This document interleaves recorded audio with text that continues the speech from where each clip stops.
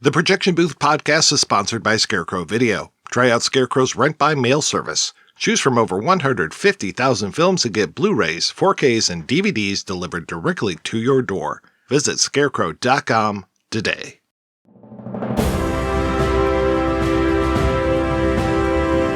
Hold your ears, folks. It's showtime. People pay good money to see this movie.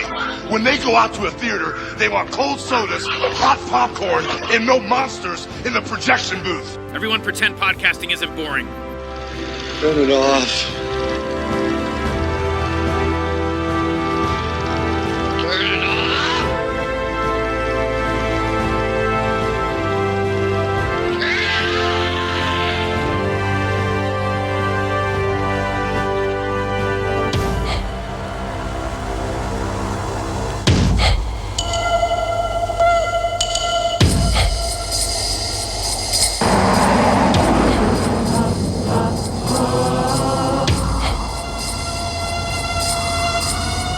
Listen, you know what I mean. I just can't become a slave to my career, to my success. I have to stay myself. You know, I think yes.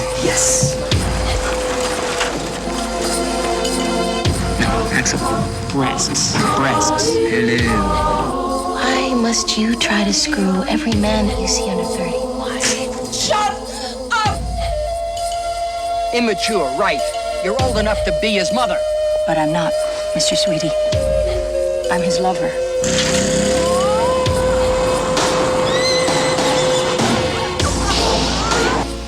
You know what? If it hadn't been for you, he'd still be alive! I'm alive! If you want these filthy little bastards to live, you'll stay away from that butterfly machine.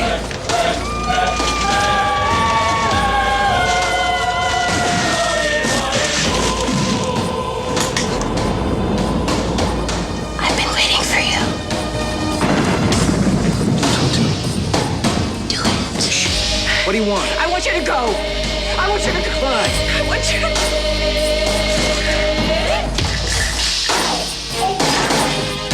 I think two wrongs don't make a right. And I'm not crazy. I'm not your fucking husband either. I'm me. You understand? You are.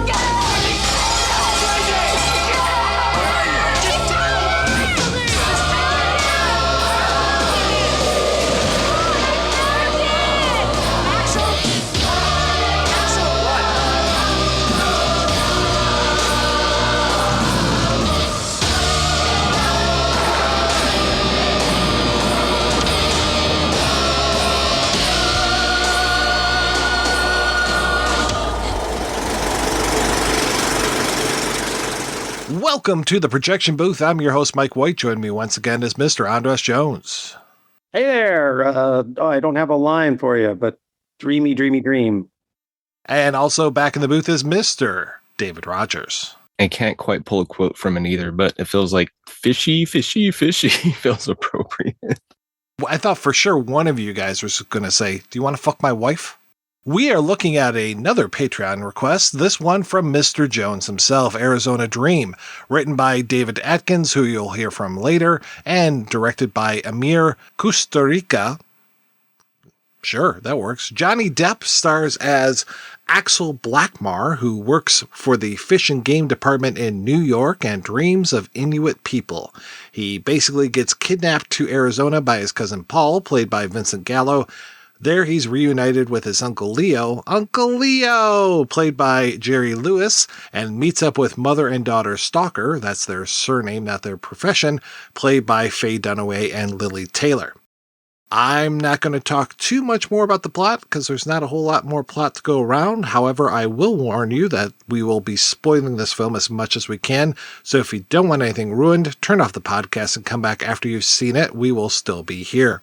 So Andras, you asked for this one. When was the first time you saw Arizona Dream and what did you think? It must have been on videotape in like 1993. The year it came out on video and would have been a new film. Among my friends, I was an early appreciator of Johnny Depp. Even earlier, I was like I was kind of competitive with him as a young actor because I used to, we were similar heights and colorations. And so I had a prejudice against him when he was on 21 Jump Street. But when he got into movies, I feel like I was early on board with him. And this was one of those films that I guess I love pretentious, actor-centered films that kind of go off the rails and sort of you feel like there's so much going on in it that you can't even take it into your eyeballs. And I think that's what this film is. And the reason I suggested it here was just I know how rigorous you are in your research, and this is a film that's always been kind of mysterious to me. So I'm just looking forward to learning more about this film that I sort of love and hold in a very special place in my brain, and what you've been able to uncover with your detective work. Well, hopefully I don't disappoint. And Dave, how about yourself? When did you first see this and what did you think? Well, about 3 weeks ago, to prepare for this podcast. But no, even though that's the first time I watched it, it is something that's been on my radar. It feels like a movie that's been kind of in the lore. I think I heard about this reading an article about lost long cuts. And there's like a mysterious 4-hour cut of this out there. I even saw one of the interviews you put in the Dropbox with Johnny Depp, where I guess he had it on VHS. I don't know if I would sit through 4 hours of this, but maybe in pieces. I don't know. Impressions, it is an interesting movie. I will say, if you're looking for a plot, it's very hard to get into. I will say on a second watch, it is very much like a hangout movie, or just kind of let it wash over you. If you're there for a plot, that's kind of beside the point. So I saw this one also on VHS, and yeah, must have been 93, 94. This one was at the video store that I worked at. I swear I just put it on during the day and had it running. And I remember just being really taken with it. I especially remember this guy who looked a little bit like Quentin Tarantino, who was one of the main characters in this movie. And I just thought, like, this guy has a lot of talent. This is like if Quentin Tarantino could act, this guy would be it. I think this guy's going to go someplace. That was my first introduction to Vincent Gallo. I can't say that I'm a huge Vincent Gallo appreciator. I've tried my best to make it through Brown Bunny. Not a big fan of that. Just kind of like, okay, I understand you really like John Cassavetes films, but you don't have to make one that's just a John Cassavetes film. You can do something else. Just John Cassavetes with fellatio. Yeah, that's the one thing that I think all of John Cassavetes films were missing, right? Was some fellatio. I really kind of fell in love with this, the whole idea of the dream logic. The cast of this, we should probably just say right up front. I mentioned Gallo, I mentioned Dunaway, I mentioned Jerry Lewis. It's just like everybody in this movie is somebody. And it's just a super impressive cast. I imagine that this whole Faye Dunaway, Johnny Depp thing, and I think, again, going back to that interview that you just mentioned, is that the interview where the interviewer is French and he's just speaking English? Yeah. I'm super impressed with that interview because he seems to understand everything that she's saying. Occasionally will respond back in French, but she understands him while he's speaking English. He understands her while she's speaking French. And there were moments where I was like, okay, I think he said that he and Faye Dunaway met on the set of the Tom Petty video, Into the Great Wide Open. And I imagine that was probably around the time that they shot this movie, because it sounds like it was on the shelf for a little time before it finally came out. Yeah, the 4-hour cut is an interesting idea. I kind of vibe with this movie. The more I watch it, the more I'm just like, oh, okay, we're getting some of these images coming back again and again, and some of these themes, and just this whole idea of, is Johnny Depp an Inuit in this, or does he just dream of them? Are this family that opens up the film, are they even real? Because it ties directly to his dreams several times. And even there's a deleted scene that we'll talk about. Even this whole thing of this balloon that the father gives to the child, and he blows it up and it floats all the way from Alaska or Greenland or wherever these folks are, all the way down to New York, and by it popping, that wakes Johnny Depp up, and that begins the story. I really like the way that this movie flows. That's one of the things I love about this movie and also makes it difficult to discuss is because like a dream, it kind of evaporates in your mouth when you're trying to explain it. But if you do just sort of surrender to the flow of it and don't get caught up trying to make sense of it, like is he an Escal? Like you're everyone in the dream. But the dream logic of this film and the way that it also uses like I love the way it uses self-referential cinema. That's also, I think, a particular cinematic kink of mine. When it works, it's great. And in this case, I think it works amazingly. Like the Vincent Gallo stuff. Like that's the thing that stuck with me is Vincent Gallo reenacting the North by Northwest scene on the stage the first time. I was watching it again just now, and there's something about it. I don't love embarrassing moments in film or TV, but I love when there's an embarrassing moment that the character it's happening to is so invested in it that they're not embarrassed, that they're appalled that anyone would think that they would be embarrassed. He jumped out of this film. And yeah, as you're right, everyone else, they also kind of live in this dream place. Like they're not just really great actors. I mean, Lily Taylor and Johnny Depp are young enough to be still sort of, they haven't established themselves, but everyone else, like, well, Jerry Lewis and Faye Dunaway are such big archetypes and they get to do their thing so much. Anyway, it is a crazy dream that like you could just focus on one little dream logic piece in it and be like, that would be the coolest thing in somebody else's whole movie. And this movie's just packed with them. This might be pretentious to say, but it does feel like Lynch light or David Lynch, if you will. Happy Lynch. There you go. Like David Lynch, but not so austere. I found interesting different things at point of, fish. There's a lot of dog imagery in this, or not imagery, but just dogs in general. The first scene with the dogs in the ice kind of tore my heart out a little bit. I'm a dog, I have dogs of my own, so that kind of struck home. But it is something, again, after the second time watching it and just letting go of any idea of a plot per se. I mean, you could say, A to B to C for sure, but you just got to give yourself over to it and just kind of give into it, let it flow over you. I don't know, maybe we'll pick out some themes or ideas in this. I'm still letting it sit with me a bit. Johnny Depp, he gives us a voiceover. Does his voiceover last the entire film, or is it just pretty much... No. Okay, it just kind of introduces us. I think it might come in back at the end. I didn't get that. I on my second watch today, I haven't quite got to the end. But yeah, he definitely starts with it, but then you're just in it. My life is not like that now, but in the 90s, around when this came out, my life was not totally unlike what I'm seeing in this film. And I'm trying to figure out if that was just like the messiness of our human interactions and being young and much more sexual and engaging with different ages of different people, having a crazy dreamer artist friend who's doing like some sort of weird like performance arc that only you and a few other people get, and maybe they become Vincent Gallo, or maybe they become that guy that used to do that thing. I don't know. There's something about it when I'm watching this film. I feel like I relate to it personally so much, but I don't know if that's a universal thing. Do you guys have some of that? I don't know what I kind of get a sense of what your age is, Mike.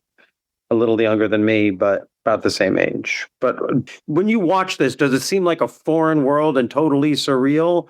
Or is there some core of realness at the center of it that you kind of relate to? For me, there's some relatability. I grew up in a small desert town, so that landscape certainly rings true to me. I wasn't lucky enough to get taken by somebody like Faye Dunaway. But no, I do find it a bit relatable. A messier, like real world version of her, perhaps? Perhaps. I mean, it's funny you say real world version is because watching this, I feel like her character was the cleaned up version of her character from Barfly. Like if they just got a couple things together and maybe didn't drink so much, they could have been this person. The other thing that struck me is, in terms of relatability, is this is the one movie especially from this era, where I don't feel like, with the exception of maybe like Edward Scissorhands, but I don't feel like they're trying to really pretty up Johnny Depp. I mean, he's already naturally pretty, but it just doesn't feel like they put a lot of effort into his look in this movie, because I don't know, a lot of young men don't. I was watching it thinking about Johnny Depp as a movie star and the way that he did seem to empower a lot of weird films, the kind that I really like, and this is one of them, or like Dead Man.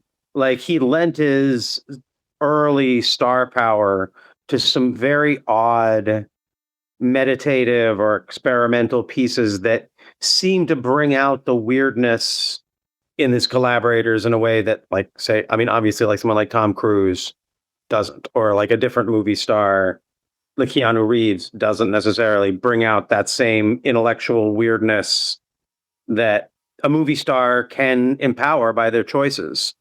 Did you like that moment when Vincent Gallo? Don't touch my face, okay? Oh, come on. No. Come on, I'm not kidding. We can make love, but do not touch my face or my hair. What? Are all actors like that? All the great actors are like that. Oh. Do you think anybody touches Brando's face? Huh? No. Think they touch Pacino's face? No. Think they touch De Niro's face? No. Think anybody fucking touches Johnny Depp's face? No one's gonna touch Paul Leger's face, okay? Oh. You think Johnny Depp lets you touch his face and they're like right there? I love that. That was like that made it, that got the dream hooks even in more, but I could imagine that totally not working and seeming very off-putting, but for some reason it totally worked. And I feel like the film is full of those kind of things. I don't know if that's cohesive. I don't know if it's a good film cohesively. I just know that there's so many amazing moments that I'm just happily sort of hopping from lily pad to lily pad on, and that's one of them. I mean, I've talked about this on the show before, how much I admired what Depp was doing in the 90s, especially that he's on this hit show. He's on 21 Jump Street. He's got legions of fans from that show. And I mean, I was working at a movie theater in 1990 when Crybaby came out, and all these teeny boppers would come in. And I would say, you're not going to enjoy this film. This is a John Waters film. Like, you're not going to like this. And it was like, we still kept selling tickets, but then we had a lot of refunds because young girls didn't get Crybaby. They didn't understand it. I really like the ones that did, where they could actually connect with the film.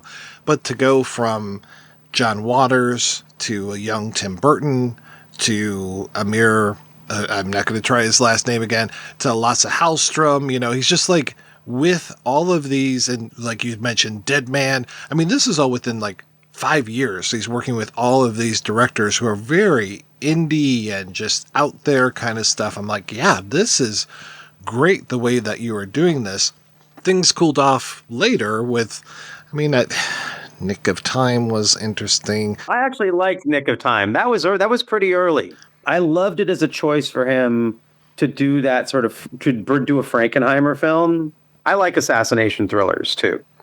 Something about that one just didn't connect with me, but I think the concept was better than the payoff, I guess, because wasn't it one of those minute by minute movies or real time movies, if I recall? Yeah, I mean, even before the 90s was out, he was working with Terry Gilliam, he was working with Roman Polanski. I mean, just very interesting choices. And then also directing himself in The Brave. And it's so interesting how the connections of like your Dead Man and The Brave just seem to come from this. I mean, that we have Iggy Pop doing so many of the songs on the soundtrack. Obviously, he was in Crybaby with Iggy Pop, so it's just like, well, this is really interesting. I mean, this film, we covered The Brave, I think last year or the year before, and this film and The Brave really feel like they sup from the same cup. I mean, the whole idea of like using Marlon Brando in The Brave versus this one where you're using Jerry Lewis. So yeah, you have this kind of like legacy stars and stuff. You've got Iggy Pop on the soundtrack. You've got these very,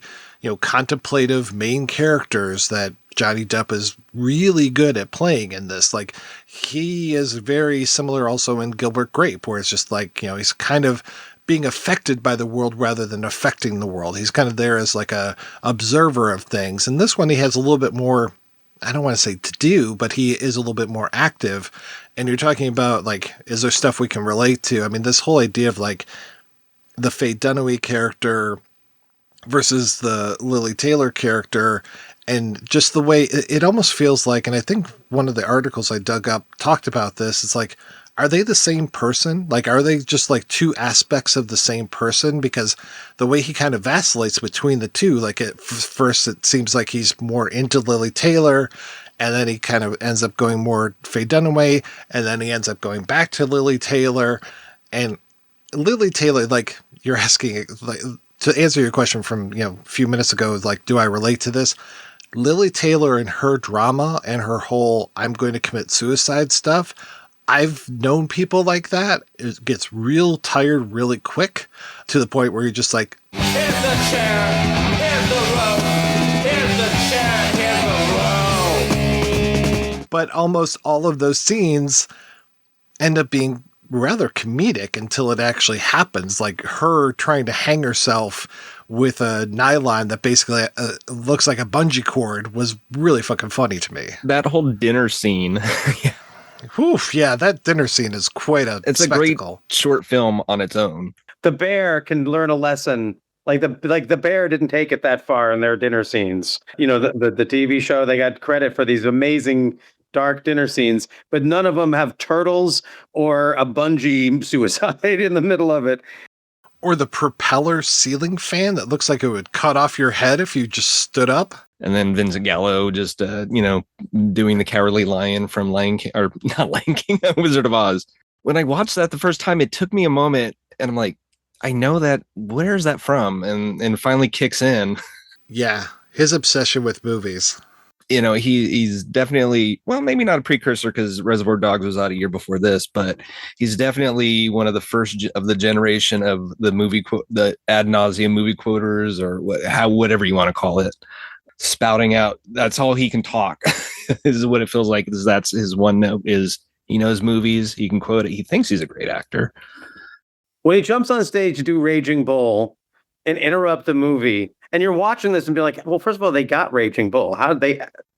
Thank you. That was the only piece of that town that was unrelatable. I was a little pissed. I'm like, why couldn't I watch Raging Bull? But imagine if it finally came to your town and you're watching it for the first time, and this guy gets up, Vincent Gallo gets up and starts doing "You fucked my wife" bit. It should be embarrassing, but when you watch it, it feels to me triumphant. Even when he's running away from it, he's saying, "This is my nightmare," which is, I love that they actually bring back, they reenact the North by Northwest at the end with Faye Dunaway.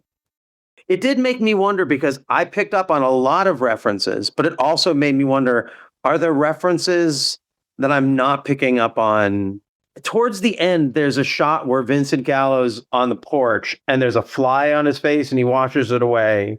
And then he goes over and he's washing his head in the, like, under the spigot of the sort of old Western watering hole, and he's wearing the black suit. And I'm watching this and I'm like, is this a Peckinpah? Am I watching a Peckinpah reference that I don't get? Is he doing a Warren Oates? I almost would wish I could get your guys' cheat sheet of what you recognized, because I'm sure there were things that I didn't get.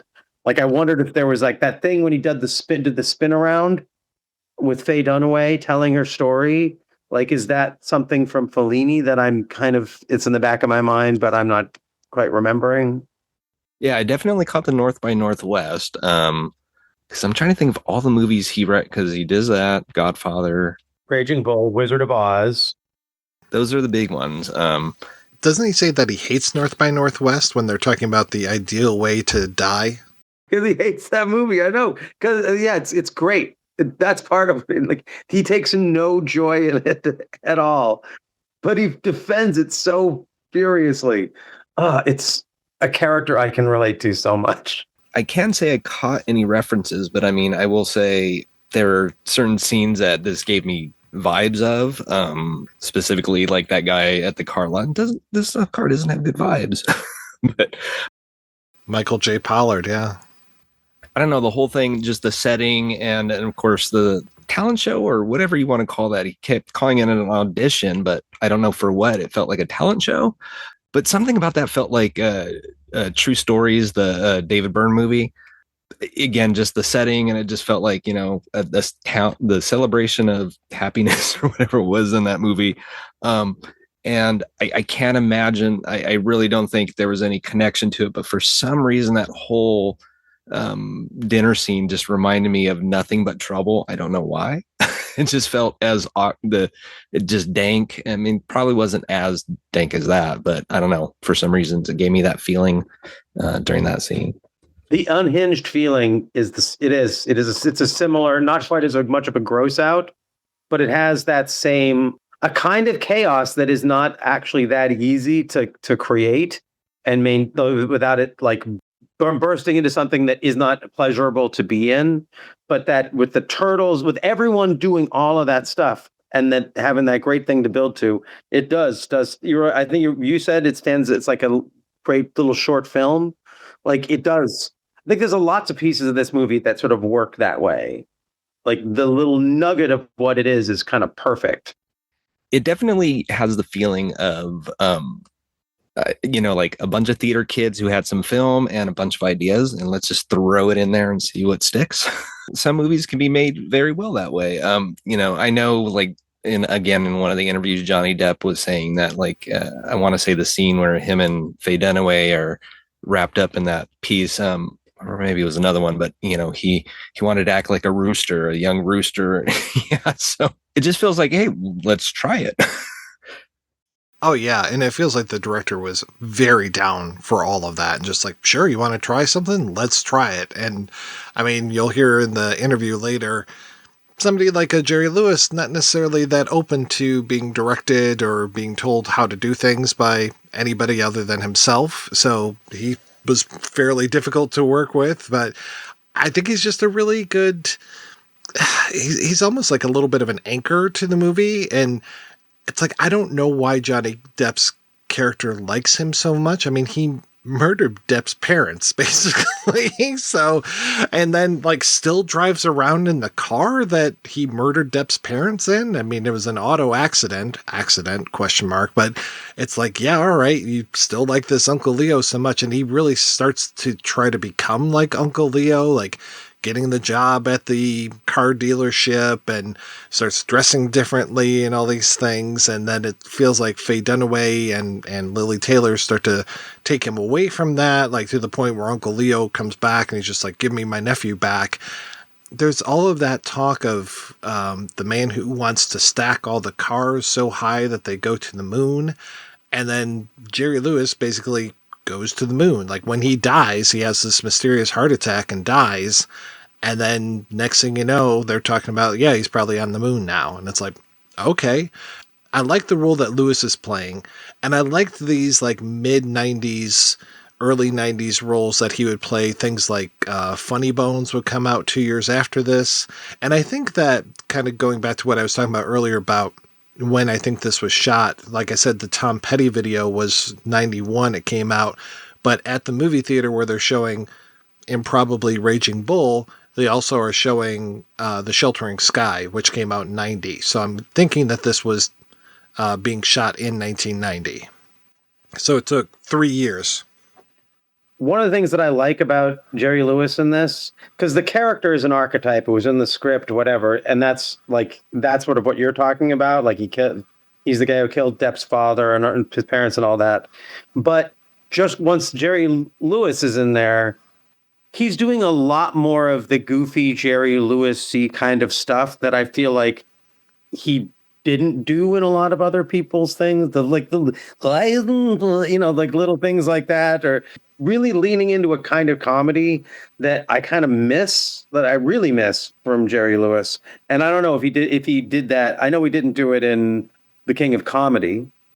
I'm trying to remember if he does that in Funny Bones. I mostly remember I liked his performance in that. I think it was more sedate. I don't think it was more of the Freund-Levin type of stuff. What I remember that movie mostly for is introducing me to Lee Evans, the British actor who I think is retired now, but he would show up in things like There's Something About Mary or The Fifth Element. And he does this comedy routine, and I think it's Oliver Platt and Jerry Lewis watching this routine. I think Platt's like a talent agent, and Lee Evans gives one of the most crazy performances. I just absolutely loved it. And that's the moment that just sticks in my brain from that movie. But yeah, I love those, like the home movies that they have inside. It's like you're saying, it's almost like a tribute to movies inside of this movie with this, all the stuff that Gallo is doing. But as soon as Depp comes in and is like, oh, hey, Uncle Leo, like, let's hang out.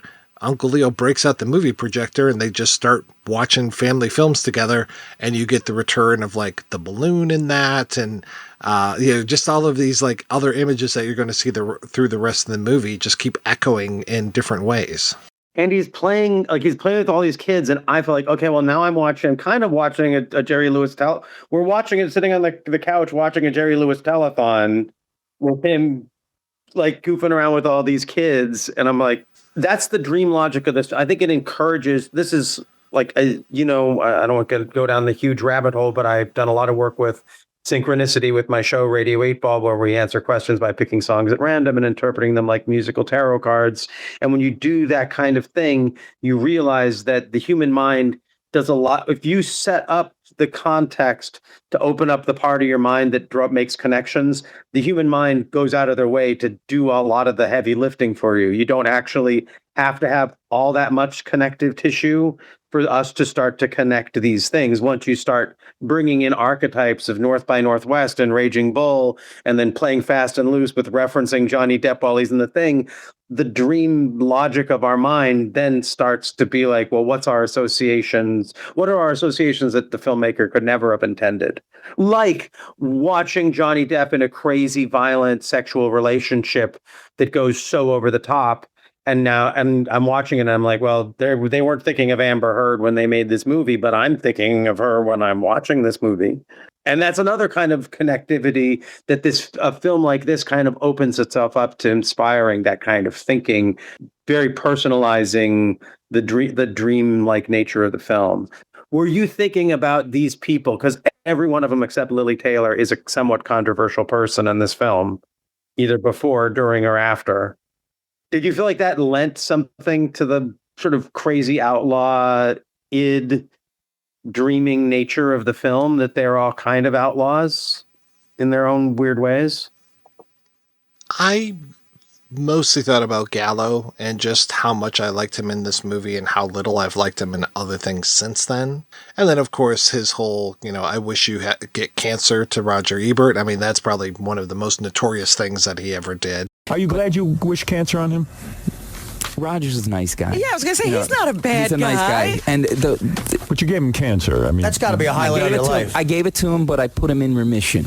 Oh, you did. Yes, I gave it to him. Nice of you. And in the end, it was good for him because the scare is good. He's eating better. He's changed his whole life. He's exercised. You feel you did him a favor.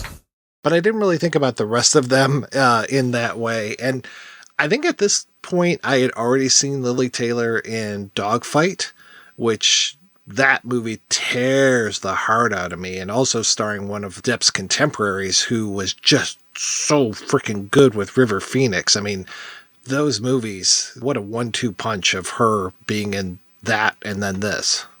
That's a one that's been on my radar, so that might give me the push to watch it. But I mean, I will say Lili Taylor, watching this, this might be the first movie that I actually found her very interesting or very attractive. I mean, she is an attractive woman, but she kind of feels like the Judy Greer of her generation. She's always the sidekick. So it was kind of nice to see her a little flourish or break out a little bit and be allowed to be the object of attraction, if you will, because it feels like in other roles that isn't allowed, or at least from the ones I've seen or can recall. Along with what you were saying, Andras, I mean, it is a movie like this can allow your mind to float and make connections. Vincent Gallo again, what a breakout role. And also it makes me think of dreams that has absolutely nothing to do with this specific movie, but I'm watching it and then I'm thinking like, oh yeah, I remember I sat there and watched the Brown Bunny in a theater, and then at a Q&A, and he was there like 5 feet from me. So, which, and then it makes me think of that weird scene in the Brown Bunny. Again, just pointing out that yes, this movie allows your mind to kind of float in and out and can make connections that absolutely have nothing to do with the movie itself specifically. Since it's come up twice, I have to say I'm a defender of Brown Bunny. I think it gets a little bit overshadowed by that one scene. Although I would, if I needed to, I would defend the one scene. But my favorite scene in the movie is the scene with Cheryl Tiegs at the rest stop, and it's actually it's different. It's a lot more sedate. But I think it has the same qualities that I love in Arizona Dream, that there's so much good that's in it that's not in most films that I see, that I just like the good in it. And is Brown Bunny the movie? Do I want to see a movie about a creepy motorcycle guy driving around the country? That's not the movie I'd make. But then I also wouldn't make most of the movies Scorsese makes, and I dig them as well. I had to say one other. Have you guys, either of you, seen Tetro, the Coppola film with Vincent Gallo and Alden Ehrenreich? Because that, if you had just this and that, and you could wipe our memories of everything else Vincent Gallo, that's a career just in itself as on film. Those two films. If you haven't seen Tetro yet, I really recommend it. No, I haven't seen it yet. I did see it, and I actually saw it in the theater. That is the era of Coppola that I'm just not a big fan. I'm in a weird camp where I think Coppola kind of works best within genre versus free flowing, but that's just a personal opinion. I did not see Youth Without Youth, but I did see Tetro and the one right after that. Megalopolis? Well, yes, I did see Megalopolis, but there's that one with Val Kilmer, because it was actually shot in my county. Which also starts with a T. Yeah, what Twixt, is it called? Twixt. Is it Twixt? Oh, well, maybe I'm wrong. Maybe Tetro was recut as Twixt. That's what it is. No. Tetro is a totally different thing. Recut. Yeah, so I don't think he recut Tetro. I think he recut Twixt. So, yeah. So I apologize for that. So, because I get the two movies mixed up because they both start with a T, they're later Coppola, and I avoided both like the plague. Tetro feels more like Rumblefish. It has a similar, like, it's a black and white melodrama about brothers. I do like me some Rumblefish. I mean, I will say the fault of the movie is not with Gallo. I will say any faults I have with it is not his, but it is a gorgeous movie. I will say, having seen it on the big screen, it is gorgeous. I'll give it that. I'm also a big fan of Alden Ehrenreich. I think he's one of the. I mean, for someone who works and stars in films, I think he's one of the more underrated actors of his generation. He's been in something like. Isn't he the one that played young Han Solo? He played young Han Solo in the much maligned Solo. He was in the Warren Beatty Rules Don't Apply, his Howard Hughes film. And he had that sort of standout role in the Coen brothers' Hail Caesar. Yes, he did. Yes. Would that it were. Would that it were. He was just in Weapons, I believe. I think he was. Yeah, he's great in Weapons. He's great in Weapons. He was very good in that. Yeah, anytime he shows up, it's going to be interesting. But back to this film. Sorry, I got us down the rabbit hole. We've talked about Gallo. We've talked about Jerry Lewis, Johnny Depp, Lily Taylor, Faye Dunaway.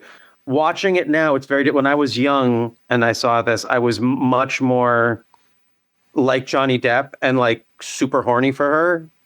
And now I watch it, and it's not like I have a distance from it, and I can see her character in a totally different way than I saw it when I was in my 20s and watching it. Well, I see both her character and I'm totally horny for her because she looks freaking amazing in this movie. I like her. She's, kind of flighty and everything, but she's not a dingbat. She knows what she wants and she wants to go for it. I mean, the stuff with the flying machine for me kind of comes out of nowhere other than that propeller ceiling fan type of thing. And then it becomes that longer montage of them trying this. And I'm just like, okay, this works for me. I mean, we have a fish that flies around. Why not have Faye Dunaway fly around as well?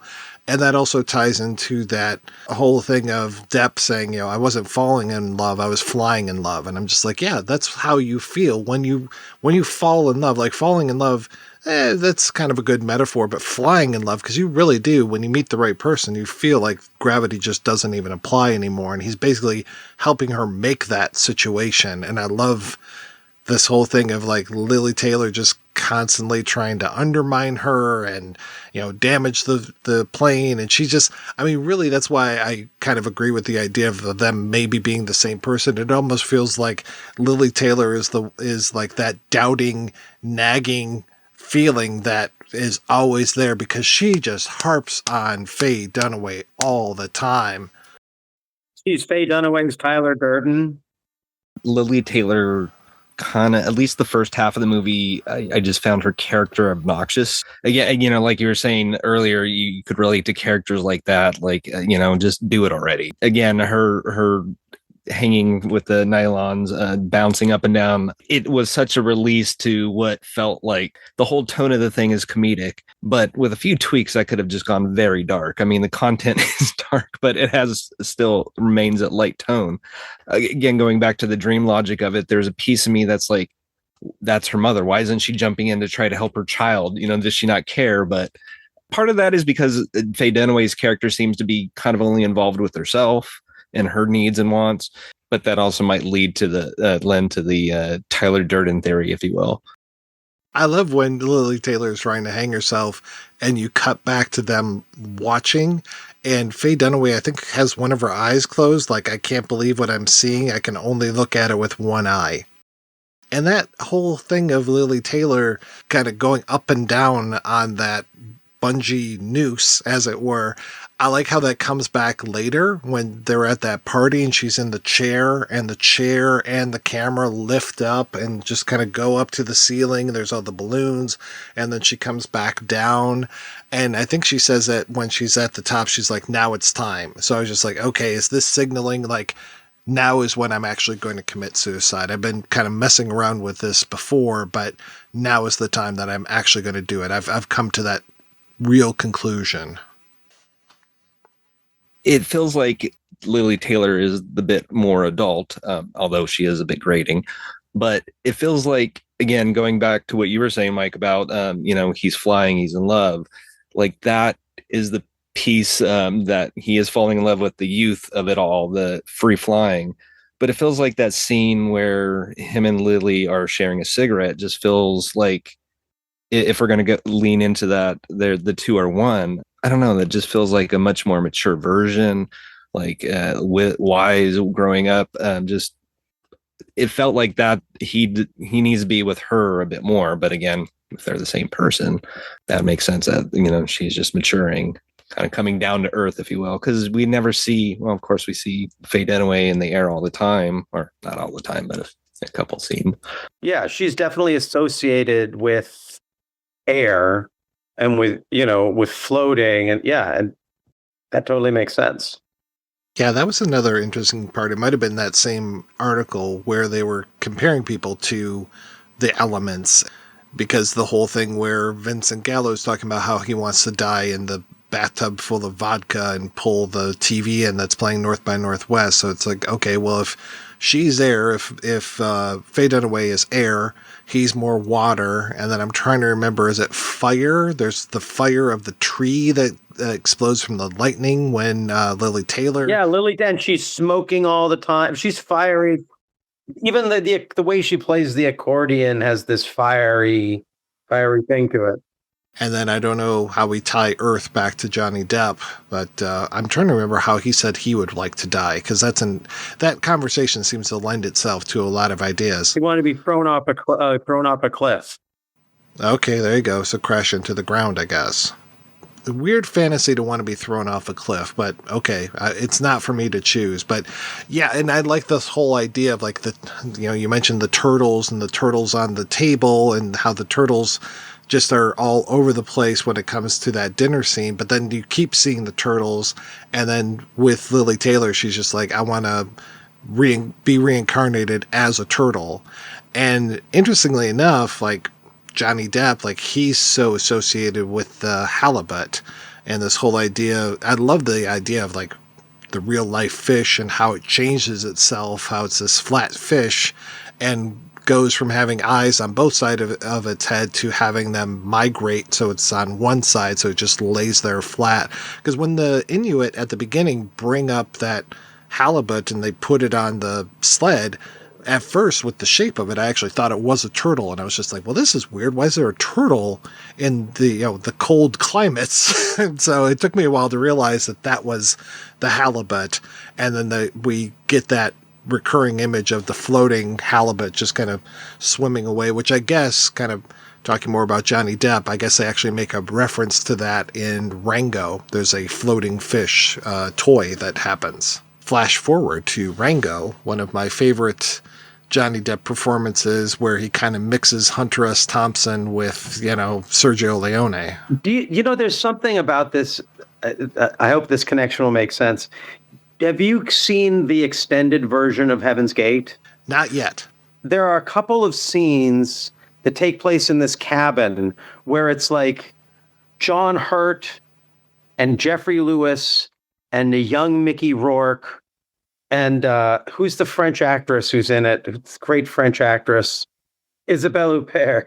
And they're all and Jeffrey Lewis is insane in these scenes. I mean, they're all crazy, but he's particularly nuts. And it's just in a cabin, and they're just bouncing off the walls. And when I watch that movie, when I watch the movie, I sort of think, I wish I could see the whole movie of just these people in this cabin. And that feels like what Arizona Dream is, just like these, like, and if you enjoy the craziness of four, just like people individually, you could watch any of them. They're going to be the most interesting thing in any scene in any movie they're in with anyone else, but they're all together being just super interesting at each other, and you just can't kind of get your brain goes into overload.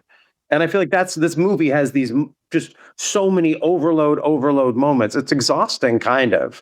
I'm really curious to know who are the creators you spoke with about it? I spoke with the screenwriter, with David Atkins. So was unable to get with anybody else. I did try the director several times. He's more playing rock and roll music rather than directing these days. And then I reached out also to Faye Dunaway's people, actually her son, who answers her emails, and he said something very odd. It was something like, "We don't do that anymore," and I was like, "We don't do interviews anymore." It was so strange. Like, we don't do that anymore. I was like, "Okay, that's fine." And then of course, I tried Taylor, tried Gallo, tried Depp, but that's never going to happen. You were saying that there's a way that this film feels like they just let the reins go, but there's also ways that it feels very thought out. Like there is some structure, like there's not a plot structure, but there's an archetypal imagery kind of structure to it.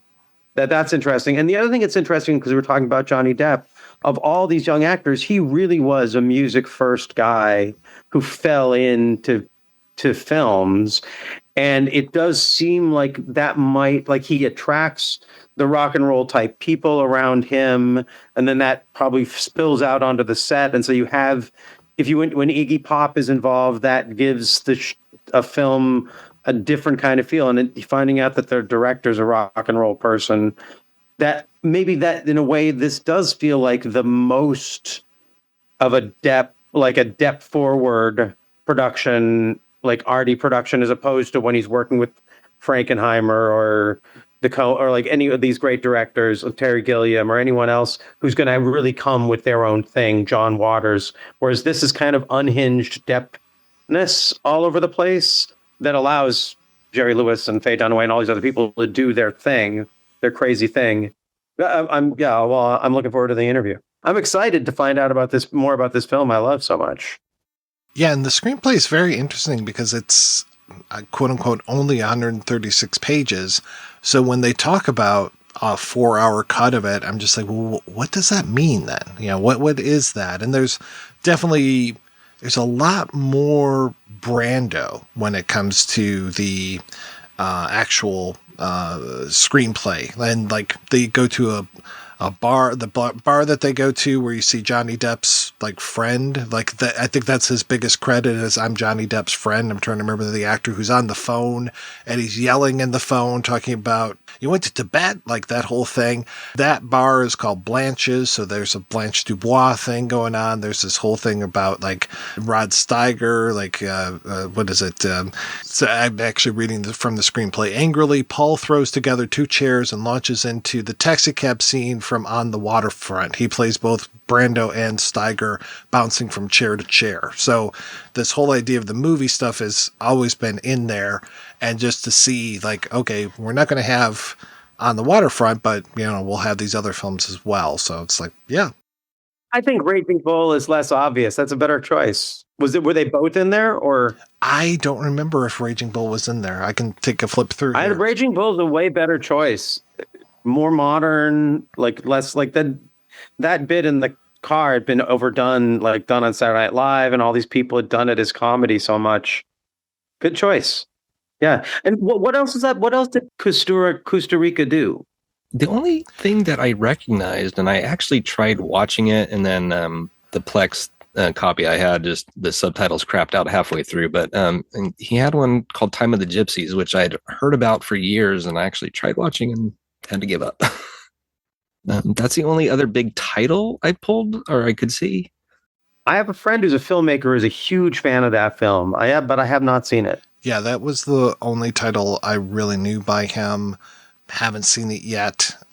He also did one called Underground from 95 that I remember getting some notice, as well as one called Black Cat, White Cat from 98 that got some notice as well. But yeah, Time of the Gypsies, I think, put him on the map. But I think I had seen one he did in 85 called When Father Was Away on Business. I think I watched that in an Eastern European film class, but I'm not sure because I don't remember that much about it unless there is some like Elvis music in it. And if so, then I think I do remember it. Elvis Presley or Elvis Costello? Elvis Presley, because it's kind of like it's set during the whole idea of like the Tito and Stalin split. So like Father Was Away on Business, he might actually have gone to a gulag. It's been a long time since I've seen it. Hey, we've given short shrift to Paulina Porizkova. Well, I think there's definitely a lot more. Did you guys get a chance to see the extra scene that was on the Blu-ray for this? The YouTube, like they have the extended ending. Is that what you're talking about? The alternate ending? What I saw, and I don't know if I saw the alternate ending, what I saw, and you tell me if this is that, was eventually, it feels like a dream sequence, as does so much of this movie, where Johnny Depp, where Axel and Millie, the Porizkova character, get married? Yes. Okay. It really reminds me of like the end of Giant when James Dean is a drunken asshole. I can see that. And like he's older and Johnny Depp totally feels like that kind of scene. Like he's drunk and he hates his life and like now he's become the car salesman that he hates. If that's what the extended version is, I actually like it better that they go back to Alaska and eat fish together, which is stupid, but it's a way better ending for this dreamy movie. It fits so much better because it feels like his trajectory through this whole movie is to, quote unquote, get back there, even though he might not have ever been there. I want to go to there. I mean, it is kind of curious that this does feel like one of the definitely the lesser known of his movies during this run. I mean, because almost everything, I mean, even the quote unquote, bombs at the time are well known now. I mean, like Cry Baby, but this one seems to really, really go under the radar. Like I said, I've been aware of it, but clearly I don't hear this in any conversation of Johnny Depp movies or his best roles or anything. It also feels a little too much even though the characters are much different. I mean, it was around that same era as Gilbert Grape, and he just looks the characters look very similar, but it feels like pure, unfiltered Depp, for better or worse. It seems to walk a fine line because Johnny Depp, especially during that era, went far out of his way to downplay his image. He did Edward Scissorhands, Ed Wood, anything to put on prosthetics and be somebody else. So it feels like him just playing an everyman kind of goes under the radar. Well, and it's also not that easy of a film to get into, like I think the three of us, obviously we're familiar with like dream logic and dreamy images, but it's not everybody's cup of tea, and I really appreciate what they're doing with this stuff. Like even simple scenes like when he's looking out the window and the whole airplane falls apart. And, that's one of the first moments where we see the fish kind of flying around, the dogs barking, maybe at the fish. I don't know. We're looking out that window as well. And it feels like the window and the camera kind of crane down together. It feels like we're going from the second floor down to the first floor via this window. And there's a great shot too, where you've got him, Johnny Depp on a swing on a porch, and it's the director is basically giving us like a split screen effect horizontally, where it's like the bench kind of cuts the frame in two, where it's Depp in the foreground and then everybody else in the background, and it's like a party scene almost in the background. It's just like, these are really beautifully shot things. But unless you're into it, it's like, and I'm not trying to say like we're superior to other people, but it's just like, yeah, like this, it's no coincidence to me that like something like Water for Chocolate comes out the year before. It's like, I'm primed and ready for magical realism and dream logic and these kind of things. It's not everybody's cup of tea. Like, especially like I was talking about how, the young girls were all crazy to go see Crybaby and were horribly disappointed. I don't think a lot of young girls would have been like, yes, 2 tickets for Arizona Dream, please.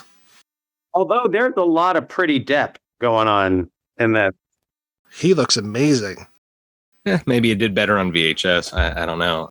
Kind of strange. Like, this must have been a big disappointment. I believe it was Warner Brothers that put it out, at least here in America. Just doesn't feel like a big studio movie at all.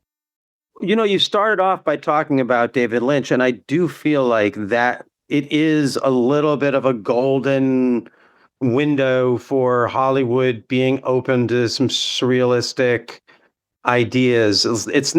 I think particularly it's in the wake of Twin Peaks, because that's the real breakthrough. Like Blue Velvet made a big deal for a small thing, but when that kind of it doesn't need to make sense thing is on a major TV show and is on every magazine, I think you have a little window of it opening up. This film feels so much more benefiting from that window of Lynchiness than anything having to do with Tarantino, other than like some sort of stylistic connection between Gallo and Tarantino in the way they talk, because like even the self-referential thing, it feels it's more like the kind of stuff that Lynch is referencing: classic film, Giant, Rub Without a Cause, Brando, Wizard of Oz. I was going to say Wizard of Oz. Yeah, Tarantino is way like if it was influenced by Tarantino, it would be all of this grindhousey, or even just tougher, like Clint Eastwood and punchy kind of stuff. This is way more Douglas Sirk and pretty and melodrama and sex, which is very much, I feel like that's way more in the realm of Lynch, and it's I miss it. Like I watching it now, I wish that there was. I look forward to someday there being another kind of renaissance of surrealistic film thinking, because someone comes along with a really unique voice that makes that happen. It was good. It was a good time, the mid-90s, for weird shit. Well, yeah, and it's also the indie boom. This is fitting right into that. And people forget that the indie boom was not just, okay, yeah, here's Allison Anders and Alexander Rockwell and Robert Rodriguez and these folks, it's like, no, this is also a great time for former independent filmmakers, some studio filmmakers. I mean, this is also the era of like The Player and Shortcuts and the return of Robert Altman, and that was such a big deal. Soderbergh, yeah, like him first coming out with all this, the Coen brothers, them, but then like they are all scrappy indie filmmakers at this point. Even the more established guys, it's kind of like, back in the early 70s, where it's like you could take, you got your Arthur Penns, your Steven Spielbergs, all these young pups coming up, the Jaglams and all these. But then you also had a lot of classic filmmakers who were just like, oh, cool, this is my first time where I'm able to be free and do some things that I wasn't able to do during the 60s, during the more studio system and all that kind of stuff. Whereas now I can do this. Now I can be appreciated. And again, Altman was right there with that stuff. And then you get into this era and you're just like, oh yeah, like not only do we have these fresh young filmmakers, but somebody who's established in Yugoslavia and gets to come over to the United States and have his turn. Okay, great. I just feel a little bad for him. I know he ended up bouncing back. He landed on his feet, but it's just like, yeah, this was a disappointment, I think, to a lot of people. Yeah. So I have such appreciation for the filmmakers who make these great films that are disappointments to their studios. I like them so much better than 100 Home Alones. No offense to the Home Alone fans out there. That's great, but it's just like, and I could pick any number of wonderful movies that fit in, I could say for that, but like, there's nothing like this. And of course, I like, it's such a great thing to make a movie that fails like this, because I want a gift to me and to you, or to like anyone who enjoys that weirdness and that messiness, because it's not really messy. It's messy in the frame, and the frame is fucking tight. I love it. Well, it's controlled chaos. I mean, it's intended chaos, if you will.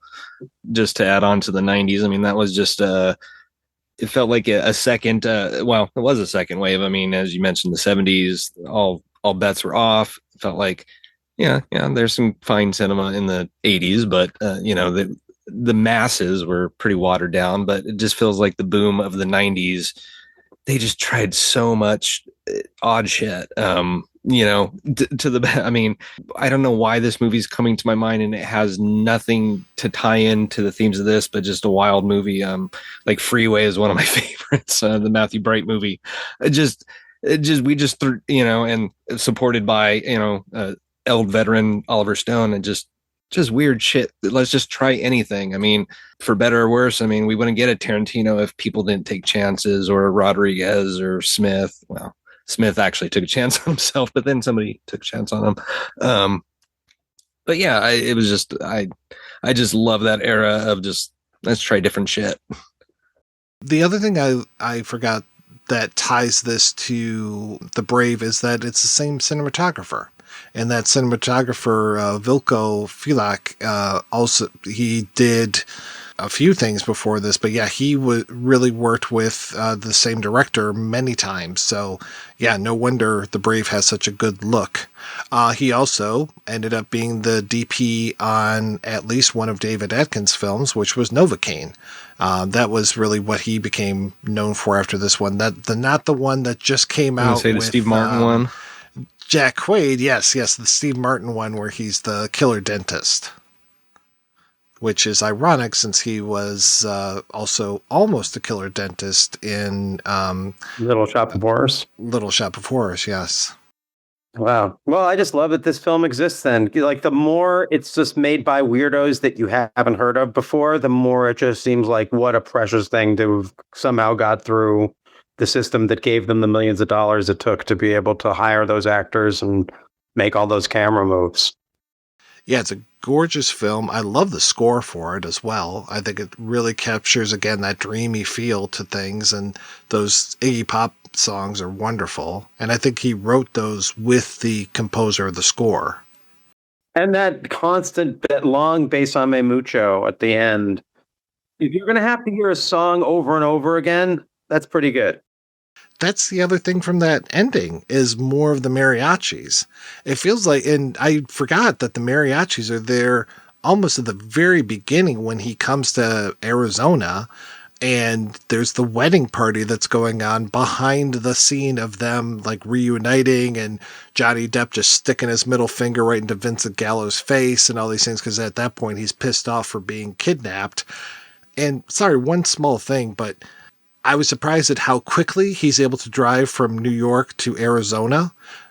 Plays into the dream logic. But the other thing that got me was that in movie making terms, he's going the wrong way. Like for me, if you were to go from New York to Arizona, you would be looking at the car going from screen right to screen left. And instead, it's more like a 3/4 going from the left to the right. So it's like, you're going the wrong way. Like, but apparently he's able to make it there overnight, which is another, like, it's one of our real initial, like, oh, this movie is acting by its own accord. We are not going to follow the rules. Went by the same route as the balloon. The other thing that stuck out of my mind is something that feels unreal was that movie theater. It was so bright. Like, how are you? All I could think is, how could you watch this? So bright, and the way that they just kind of flip and like the girls are suddenly sitting in these different positions and Gallo's finger banging the one girl who's got the great lazy eye. I'm just like, she looks amazing. I love this. And yeah, super bright. They let a dog just stand up on the stage in front of the screen. And I like how it almost feels like it's that same theater where the audition/talent show takes place later on. It probably is. Oh, and that great, the Clockwork song that the one woman does. I love that. She is awesome. This music box sequence is a reference to the same song and routine in Chitty Chitty Bang Bang. This is the other connection that came up when I was watching it. Is it feels kind of like it lives in between Slacker and Waking Life. Like what you're talking about, the lighting of the theater feels very Slacker and the Weirdos, but the logic of it feels very, very Waking Life. Like this movie feels like it lives in the liminal space in between those two movies. Like that would be a nice triple feature. I don't know. They are definitely movies that you just you have to let it wash over you versus trying to stick there watching a plot. Like you said, this movie is a vibe, and this could be easily a hangout movie. I really would have liked to have sat down with my friends at the time and just had this playing, because it just kind of takes you over and you just let it do its thing. Because yeah, if you try to impose something else on this movie, you're not about to do it. I mean, the silly little things, like after he has sex with Faye Dunaway, I guess it's so good that he's got three cigarettes he's smoking all at the same time. I mean, any movie where you're just like, there's a flying halibut just kind of as this guy's spirit animal. Okay, yeah, I'm here for it. Yes, and the indigenous music pouncing away and the dramatic moments before we got jaded about that. Having lived through the 90s, I wonder if that gives me a particular kind of nostalgia for this, that maybe someone who is born after the 90s watches it and just like, I really wonder what the film like this feels like to someone who isn't able to like have that connection to, I don't know, the feeling of those kind of places and those kind of people. Like I really knew them. And yeah, I think I would be down to watch the 4-hour cut of this. Like you said, Dave, not all at one time. Probably break it up over a couple nights, or at least do a gummy beforehand. Just put it on in the bar and go through the whole shift. Like, well, that wasn't too far from my experience the second time watching it. All right, we're going to take a break, and we'll be back with an interview with David Atkins, the writer of Arizona Dream, right after these brief messages. Looking for something superior to streaming? A place with more than 5 times the selection available on all the streaming services combined? Check out Scarecrow Video's Rent by Mail service. Select from an unparalleled collection of over 150,000 films and get Blu-rays, 4Ks, and DVDs delivered directly to your door. Get in on it now at scarecrow.com and rediscover the wonders of physical media. Obviously, I want to talk to you about Arizona Dream, but I really want to know how you got involved with writing in the first place. I went to film school at Columbia University after doing a lot of film stuff as a kid, like a lot of people do, and Super 8 and stuff like that. And I started at Columbia in '86, and that's where I met Emir. And I was sort of on the outside. You know, there's an insider thing and an outsider thing at the film school. Friends and I were not the favored students by the faculty necessarily, although some of the writing profs liked me or maybe saw something there. So I was there, and that's how I met Emir. He was a prof. He was a visiting professor for one semester, I think, or maybe it might have been a full year, but he spoke in such a different way that most people just didn't understand him. However, it wasn't that he had a strong accent necessarily. It was just that he was talking on a whole different level. And once I tuned into that, I really was able to understand what he was saying. He was able to understand me, and we liked each other. Well, tell me, how did the project come about? Was that his suggestion or something that you had been working on? How did that idea even originate? Well, I went to school originally to be a director, but I knew the way to get in for me. I knew I had a skill at writing. So I even as a little kid, I sort of knew it. I just wanted to stay away from it because I had this sense, even as a small child, that way lies madness. You know, I guess I had heard about all kinds of crazy writers and alcoholism and, F. Scott Fitzgerald. I don't know what the hell, but I was great at it, at the writing thing. And I loved writing funny to make people laugh and take them by surprise in class, because it's a bit of a class clown thing when you are reading your stuff and all of a sudden you can zing them with something and they get them. And that was always very enjoyable to me. Emir got it. He understood my sense of humor, which was a little bit out there because he was out there. And I wrote and directed a short film that was kind of like a punk short film called It Came from Brooklyn, and with these kind of punk characters. And that was the scene that I was hanging out in at that time. And in fact, Emir was a bass player and I'm a drummer, so I invited him to come play with us. He was a little intimidated, I think, about that, but he saw my movie and he came up to me after the screening and said, let's work together. So I was slightly aggressive in terms of like proactive in those days, as hustling. And I was going to call him and say, hey, you're writing this movie, Crime and Punishment, and you don't speak the language so well, but I do. And how about letting me write the script? But instead of, so as I was in my memory, as I was reaching for the phone to call him and say that to him, the phone rang and it was Emir. And he said, look, I'm doing this movie called Crime and Punishment, and I don't speak the language so well, and you're really a good writer, and would you be interested in writing it? And I was like, hey, that's I had never thought of it. What a great idea. No, I didn't really. I wasn't like that. I was like, yeah, I'd love that. He said, you've read it, of course, right? Crime and Punishment by Dostoevsky. And I was like, oh, yeah, absolutely. I mean, of course I have. And he said, great, let's talk Monday. So I hung up, and I remember running to the bookstore. I ran to the bookstore, and I got Crime and Punishment, and with much chagrin, I opened it. It was 674 pages, and I remember to this day how many the page count. But man, that is a great book, especially when you have to read it in one weekend. It was Friday on that day that I got it, and I met on Monday with him, and we had a really great plan to do it. And so we started hanging out and talking about it and meeting different people and seeing his world. He was something of a gypsy. I had previously gotten involved with another director named Peter Masterson, who was a professor at Columbia as well. And his daughter was Mary Stuart Masterson, who at the time was a pretty hot actress. This was going back some years. We were trying to make something, the three of us, her dad and Stu and myself.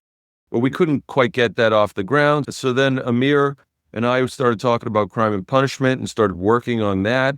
But nothing happened, and time went by, and I guess I got impatient, so I had just completed a script called Headlong. That was very hard noir-esque, or neo-noir, and I sent that to him so that he would remember how good I was. I had just finished it, and I felt good about the script. And he called me a week later from Cannes and said, hey, I'm here with some producers, and they love your script, and they want to make it, and would you be interested in making your script first, and then Crime and Punishment?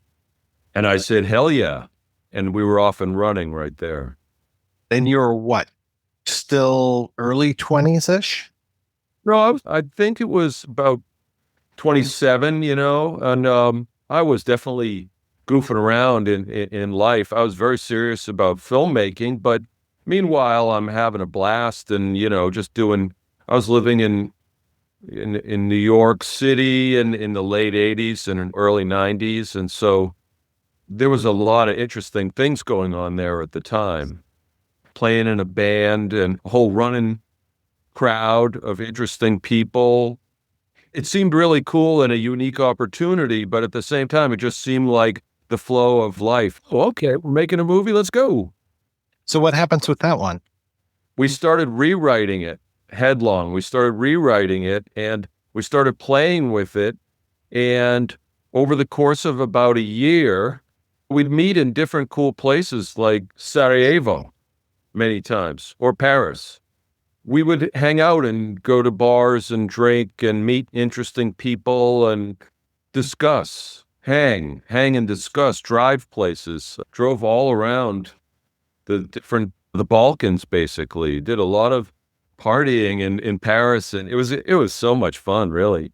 And slowly, my hard noir film screenplay started expanding and becoming and having elements of magical realism and symbology. Things started taking on a symbolic qualities of dogs and fish, and playing with metaphor and allegory, and it really getting very interesting in terms of narrative, playing with the narrative and adding layers. Yeah, layering. That was because I rewrote it for about a year and a half, and it felt like just adding layer upon layer on the script per these discussions that weren't really script discussions. They were just life discussions, and things would stick in my head, and then I'd go off and I'd write some more, and then I'd send some pages over to him, and then he'd say, come on out and let's talk some more. So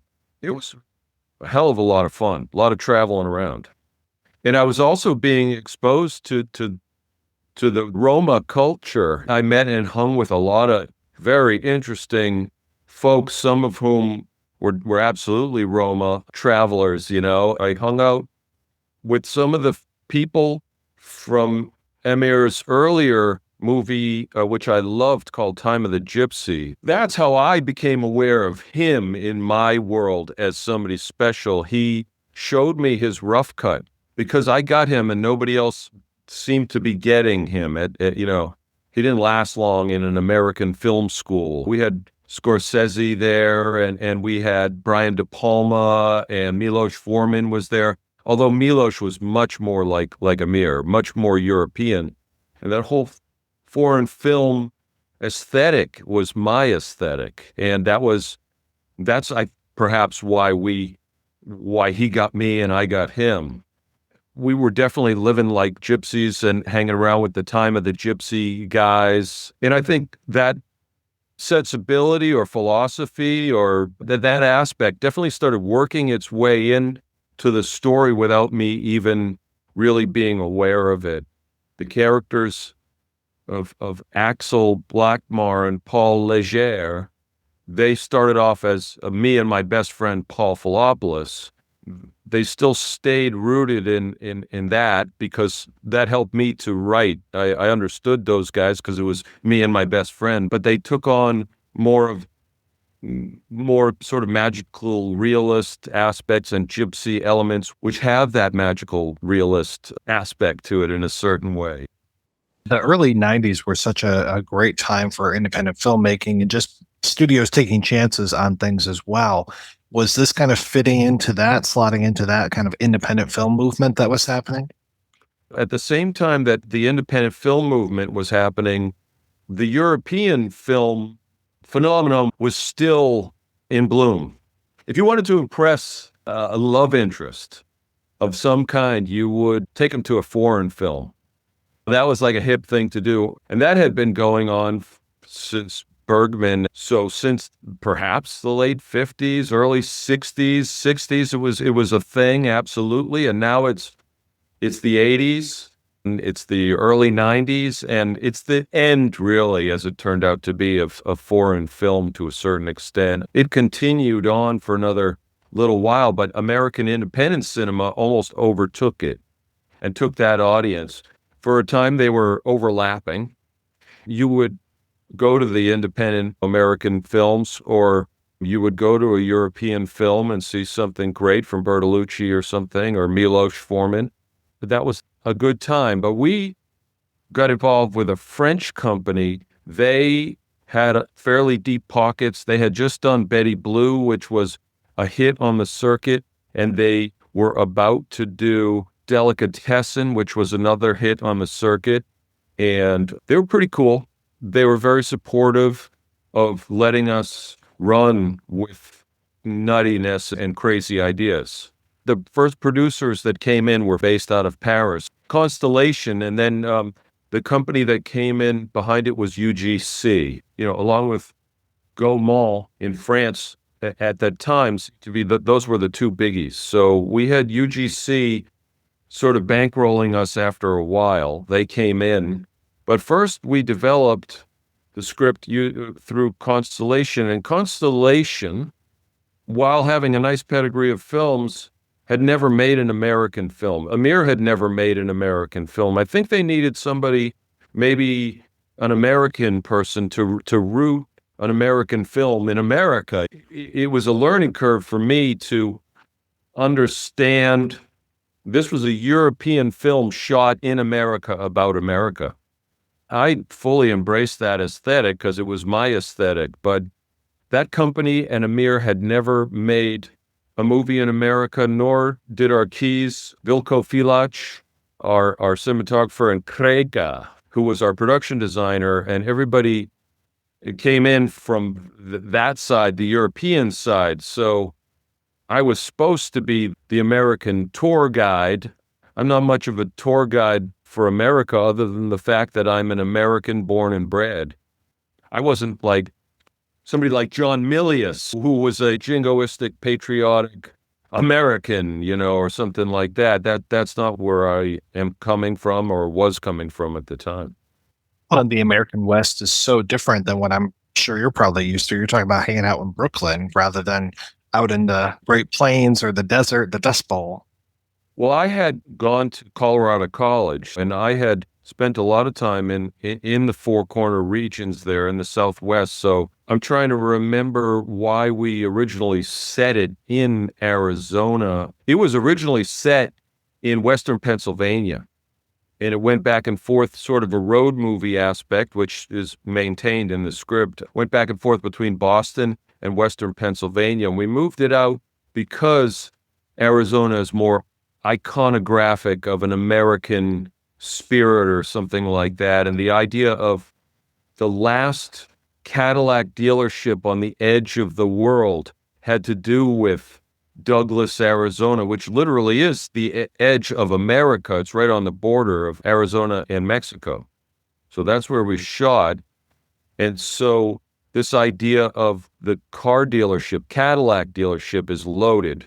Cadillac being a quintessentially American automobile defines a kind of an American ideal or aesthetic in a way.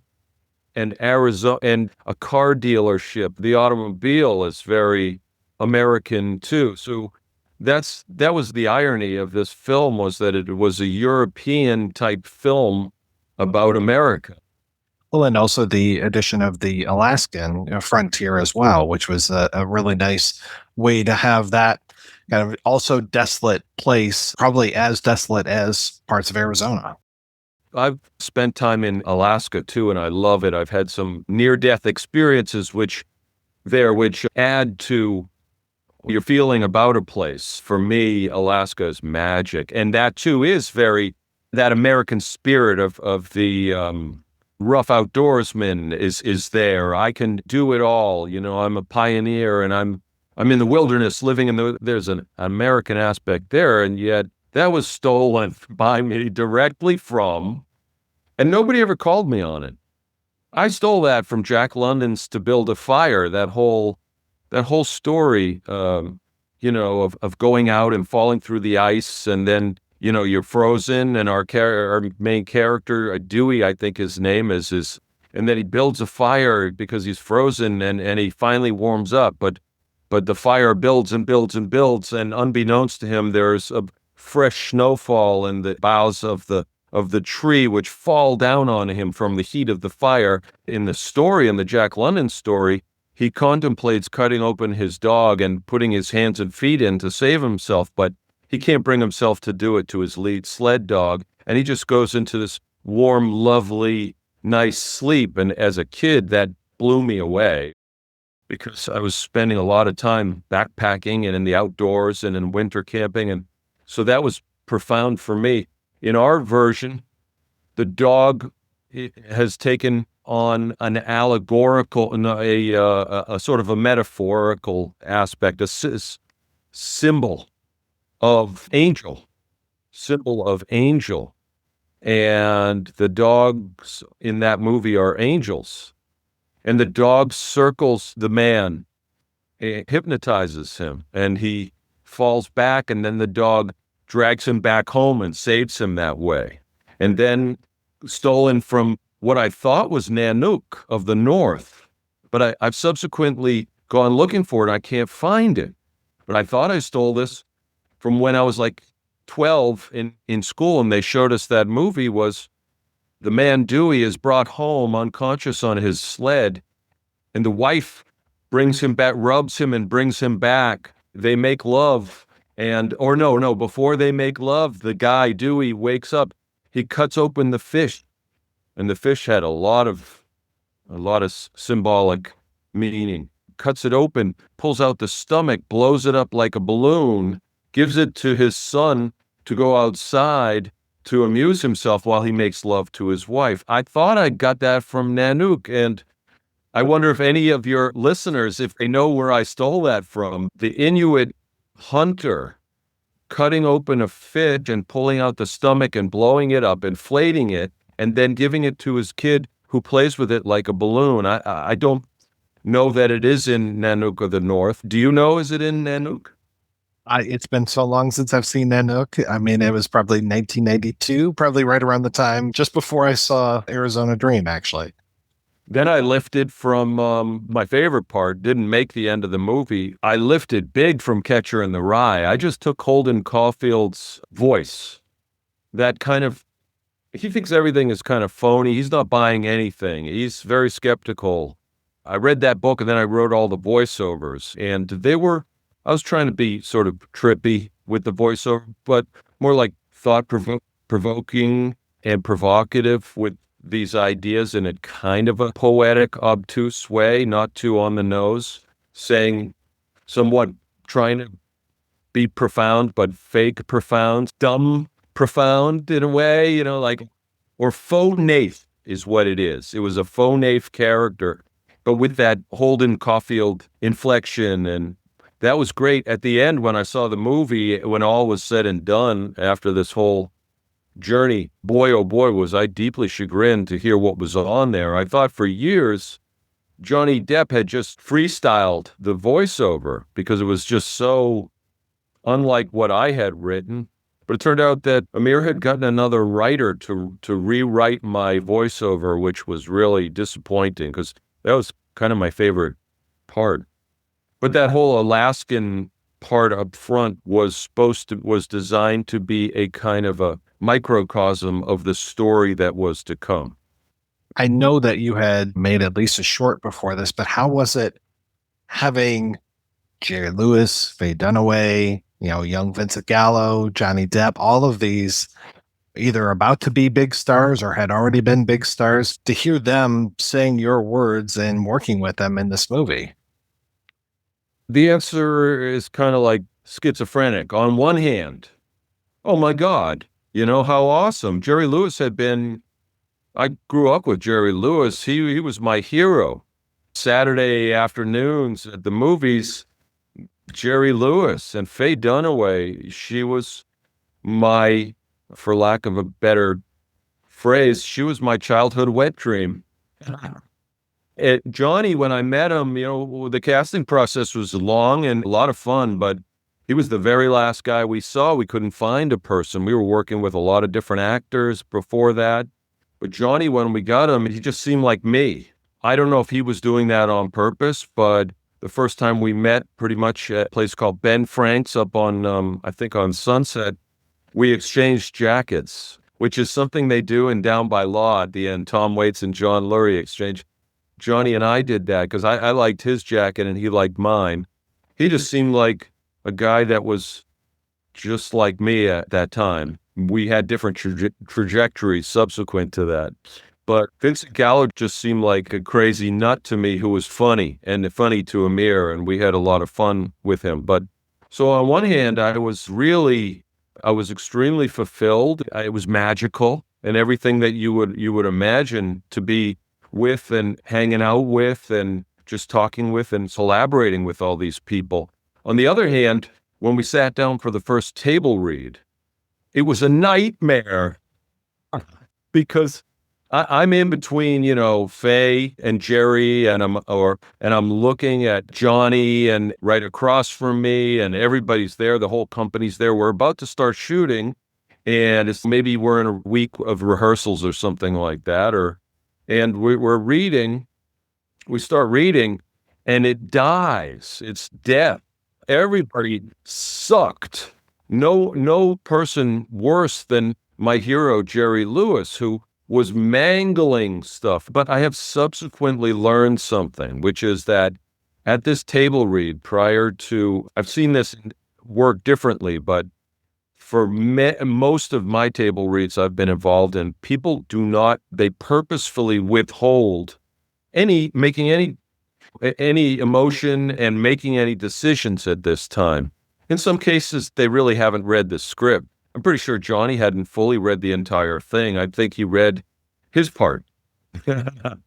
It was the first time people were hearing it all together, and nobody wanted to take any chances, make any commitments, and perhaps try too hard. So it was a nightmare, and I thought, oh my God, we're doomed here.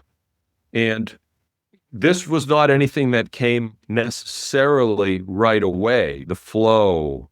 And Lili Taylor was there too, a lovely actress, a very strong actress. She always pretty much was on the money. Yeah, even when she wasn't trying, she was strong. We had the wonderful and beautiful Portskova. Paulina, on her first read, it didn't sound at all like what I was thinking. In fact, everything was starting to sound and feel to me differently than it had been in my head. And this was an aspect of filmmaking that I had to have a strong learning curve, as this being my first film. Just because you conceptualized the characters and created the dialogue and everything doesn't mean that when you bring it to a whole team of collaborators and actors, and that it's going to come out at all like how you saw it. And yeah, that was weird, even down to locations. It looked different than I had it in my head. But so with regards to working with this cool cast, it was special. It was transformative for me. And yet, because there was so much work to be done that had been done and that was going to be done in the future, I had no time really to get I never got tongue-tied or starstruck or anything. A period where I had to figure out who everybody was and how to most effectively deal with them. How was the actual shoot itself? Really difficult, really contentious. The mistake started with a guy named Paul Gurian, who was brought in to line produce. He was a nightmare, and he was an arrogant guy. I don't know what happened to Paul, but he had made a couple of decent films. He produced a couple of decent films. I'm pretty sure he did Peggy Sue Got Married, the Coppola film, which I loved. he came in and he started playing mind games right from day one and created a situation where it was the producers versus the actors, writer, and director. So we were all in one team, and the production staff was on the other team, and it was contentious. And in fact, we shut down after day two, in the middle of day two. Production shut down for 2 weeks, and the completion bond company came in.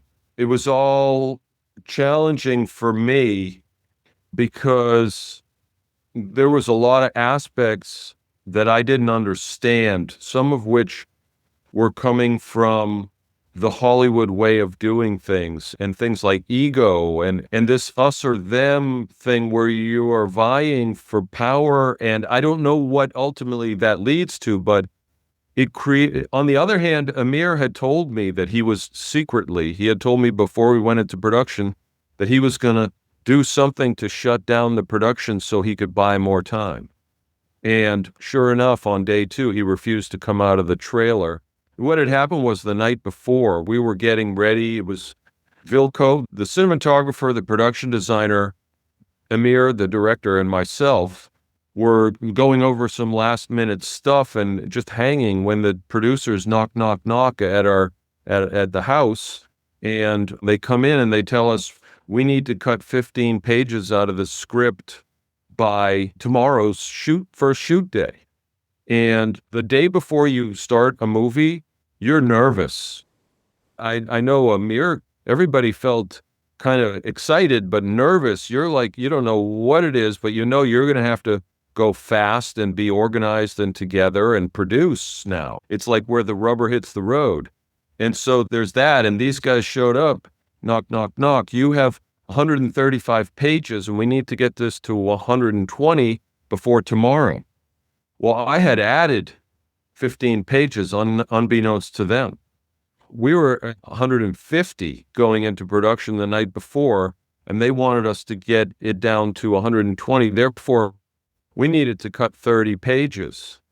And Emir did a thing where I'm not sure whether he was acting or not, but he sort of broke down. How am I supposed to do this? To the producers. Tell me, where? Here's the script. Where am I supposed to cut the 30 pages? I think most of it was an act on his part. And so there was a lot of manipulation going on and subtext, some of which I caught and some of which I didn't, you know. All I knew is that I was screwed because as the writer, I needed to cut out 30 pages in no amount of time. And I said, you know, it was an all-nighter. We cut maybe 50 before the next morning, but they were still hounding us. And on the second day at lunch, Emir refused to come out, citing nervous breakdown. Who knows if he had a nervous breakdown or not? He wouldn't. I was like, bang, bang, bang. Hey, Emir, what the fuck? What's going on? You know, let me in. He wouldn't even answer the trailer for me. And we had been partners for, you know, a year and a half on it. I didn't know whether he was playing or not, but that was the cause of the shutdown. How long did that go on for? I'm pretty sure 2 weeks, and I might be conflating the time, but at some point, Paul Gurion, the so-called producer, he was banned from the set. For 2 weeks, I cut. The problem is I made a very rookie mistake, super rookie, and didn't back up my material, printed out 150 pages so that everybody in the production, I brought it to the copy machine, the printer at the production office, and asked for a number of scripts so that we could rehearse and go over the script with the actors.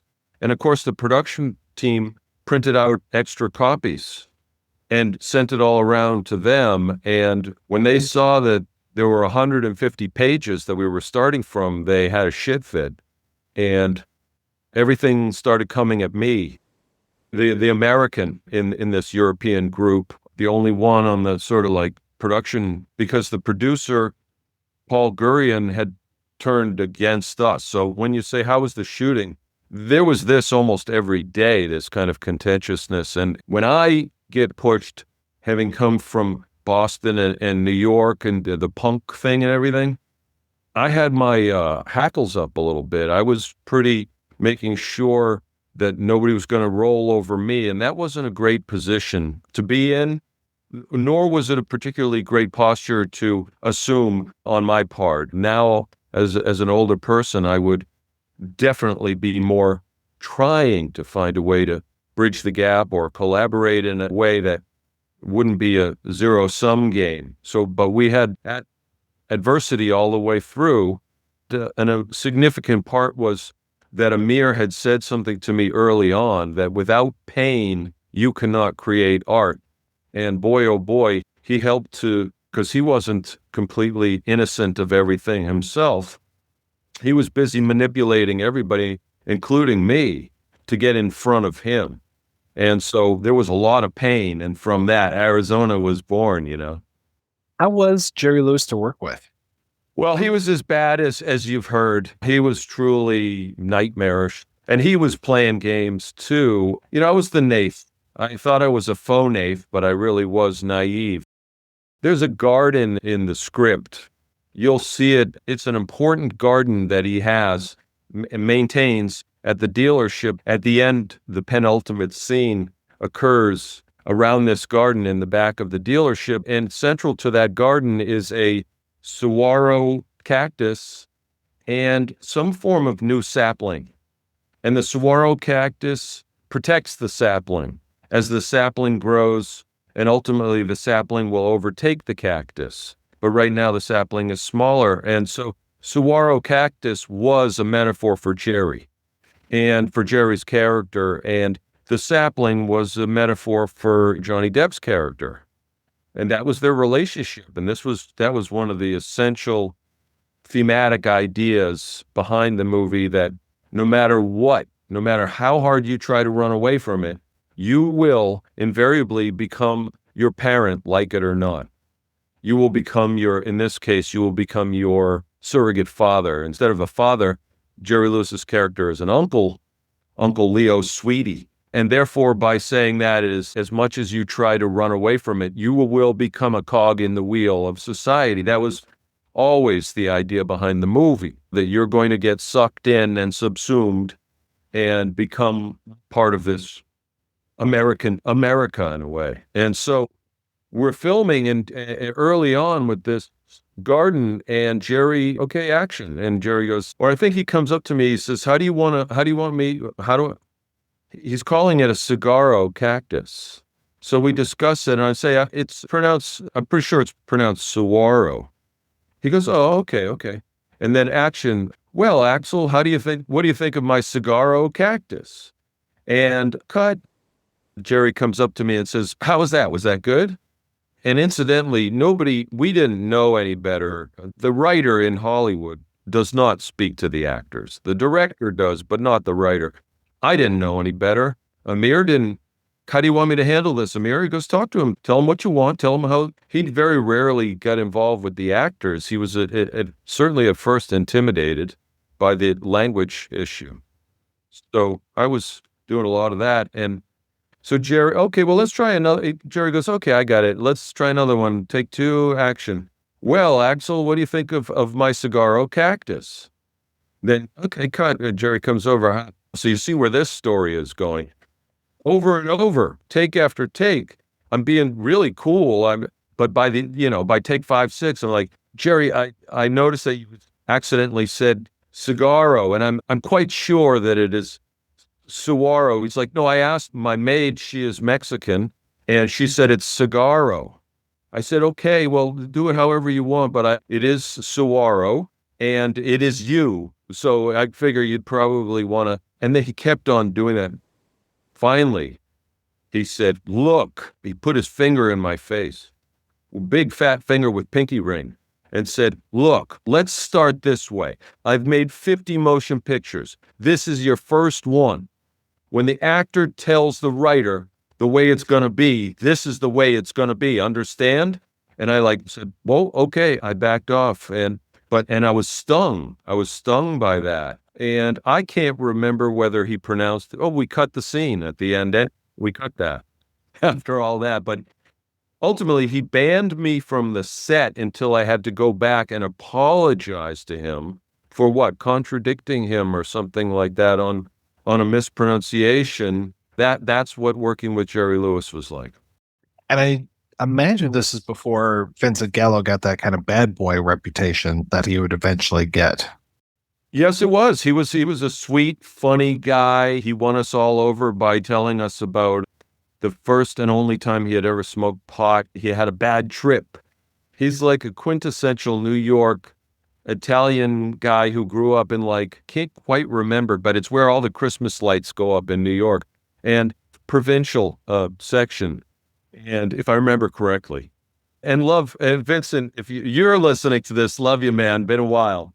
What an interesting and funny guy. Became a weird Trumper, but whatever. Vincent won us all over by telling us the story that he accidentally on purpose tried pot and ended up having like a 12-hour bad trip, paranoia trip, where he ended up hiding out underneath a car on the streets of New York City, waiting for it to be over. But he was an interesting guy and had come from downtown, the downtown scene, and he was a real interesting and fun guy. He was pissed off. Enough time has gone by and where the truth can be revealed. He was so pissed off because Johnny Depp was clearly the center of the film, and Vincent was the side character, or the best friend, the sidekick. He was for funny, comedic color, and he was very important. But Johnny is the heart, and people treated them that way. And Vincent did not like that. He didn't understand why he wasn't being treated as an equal to Johnny Depp.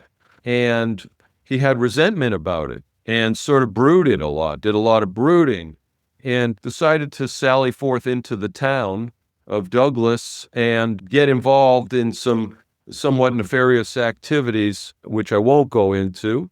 But Vincent, you know what I'm talking about. I guess maybe in order to alleviate some of these feelings that he was feeling. Yeah. And it sounds like the conflicts didn't really stop once the camera stopped rolling, because there were the different cuts of the film as well. What happened was, once production was over, there was a period of editing in Paris. So now we're out in Paris a lot, and goofing around in the same way we were goofing around before, like partying and driving around late at night and stuff. And then the movie is shown. It's a 4-hour cut. It's a 4-hour cut because Emir came from a different tradition of filmmaking entirely. The whole process, typically they took months and months, and ours was, I can't remember what our schedule was. It might have been no more than 60 days schedule, but with our shutdown, it lasted for 6 months anyhow, somehow. And then comes the cutting, and then it was time to watch the 4-hour cut. And oh my God, it was beautiful. It was perfect. It was exactly the movie. And all the ideas were there that was in the script. Typically you shoot a minute per page. So, right? 110 page script is going to be 110 minutes, but our script probably was about 130 the whole time. Should have been just over 2 hours, cut away the fat 2 hours. But what it really was, there was so much digression during production, so much improvisation and playing, that it came out the correct 130, 140 page script, or whatever I sent you. Perhaps it's 150 pages. That ended up being a perfect 4 hours, maybe just under 4.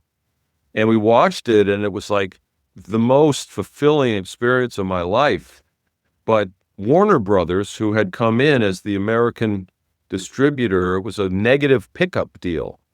So we financed it through Constellation and UGC, and Warner's also was involved in negative pickup. Is, I believe, if I remember correctly, is once they pay, only once they get the negative. I think that's how that works. We'll have to double check that, but So they may or may not have come in with their money yet, but they were the all-important distributor.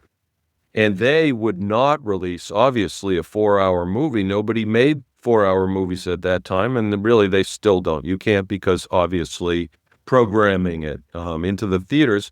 They used to have a thing back in the old days called movie theaters where they would actually show these movies at the theater. So anyhow, you couldn't have a 4-hour movie, and it had to be contractually a 2-hour movie. And that's what caused the different cuts. And unfortunately, we had to cut the last 15 minutes of the movie, which provided the whole essential ending.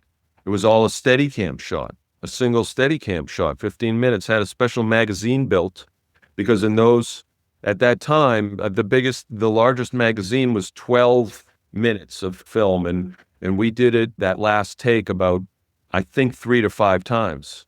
Well, that whole ending had to be removed, and a dream sequence in the middle was put at the end as the ending. That Eskimo scene between Depp and Jerry Lewis when they're speaking in fake Inuit. I think, so the first time I saw it in the theater at 2 hours, I couldn't understand really what the movie was about anymore. It finally, I think it came through, especially for European audiences, because they really got it. But in America, Warner's dumped it. I don't know exactly what happened, but they did not release the film. And a gentleman named L. Kit Carson, I believe, and I could have this wrong, but I always was under the impression that he distributed it somehow.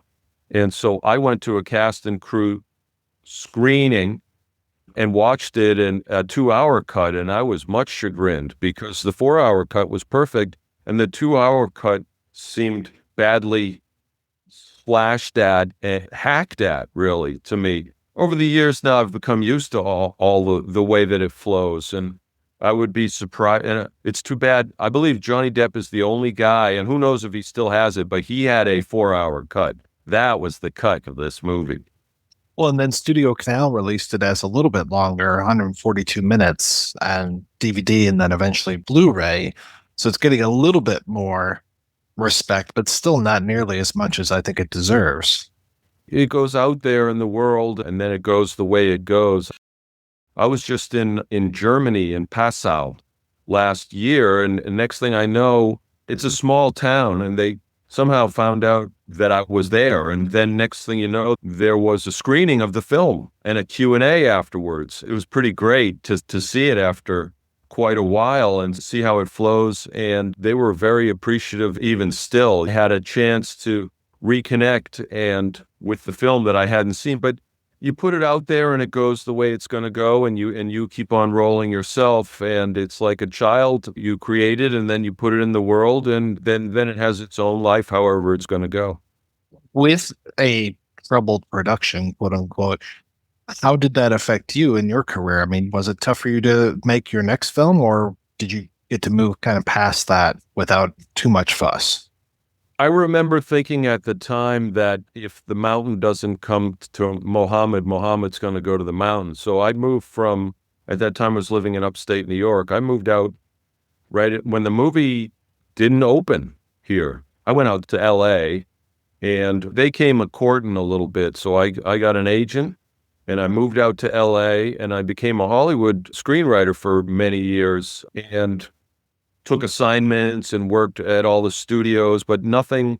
And the people in the know in the industry, they really liked the movie a lot. It was very gratifying to walk into one office to pitch something, and there is a giant Arizona Dream poster behind the main person there who I was pitching to. So that was great. And Hollywood was very welcoming as a result of this European tinged art film that had an interesting cast and a lot of beautiful elements to it. And for a long time, I got the weird projects. I worked with Luc Besson. I worked with Oliver Stone on a fairly spectacular project about Henry Ford and his son Edsel and Edsel's son Henry II. It was a very Shakespearean story, and an evil fixer named Harry Bennett. Just a wonderful wild thing, and was working at all the studios. But what I really always had wanted to do, of course, was direct. So that's when I wrote Novocaine, and when they wanted to buy it, I was like, no, I want to direct this. And then Steve Martin got a hold of it and said, come on, let's make that. And that was a beautiful experience working with those folks, and Laura Dern and Helena Bonham Carter and Steve, Kevin Bacon and stuff like that. And then I moved into working a little bit more in television, or trying to, it seemed like that's where the way that the industry was going. Things were starting to really get interesting there and move away, but it was hard making the transition a little bit from film to television. And after a certain while, I had a baby. I really wanted to be involved with my family, and my dad wasn't well. And so we moved east from Hollywood and pretty much decided to stay outside of the world after that for the most part. I got involved in, I was one of the writers on Hot Tub Time Machine. There was about 6 writers there. I did not get the credit, nor did I deserve getting the credit, but I worked on that for some time, and that was a lot of fun. Did quite a lot of script doctoring and ghosting, but right now it's a very different world in terms of the industry, and just came out yesterday, which would be September 2nd, 2025. They weren't happy with the summer box office, although when I looked at the graph, it was very close to last year, but the industry has significantly shifted, that's for sure. I had the pleasure of seeing Novocaine in the theater. I was down in Baltimore for a film festival, and there was a special Sunday series that they would have at the Charles Theater. And I was there for a festival that was not related to the Charles Theater at all, but the festival organizer had a deal with them. So he would bring in all the out-of-town guests and some of the locals, and we would all just go to this Sunday morning screening.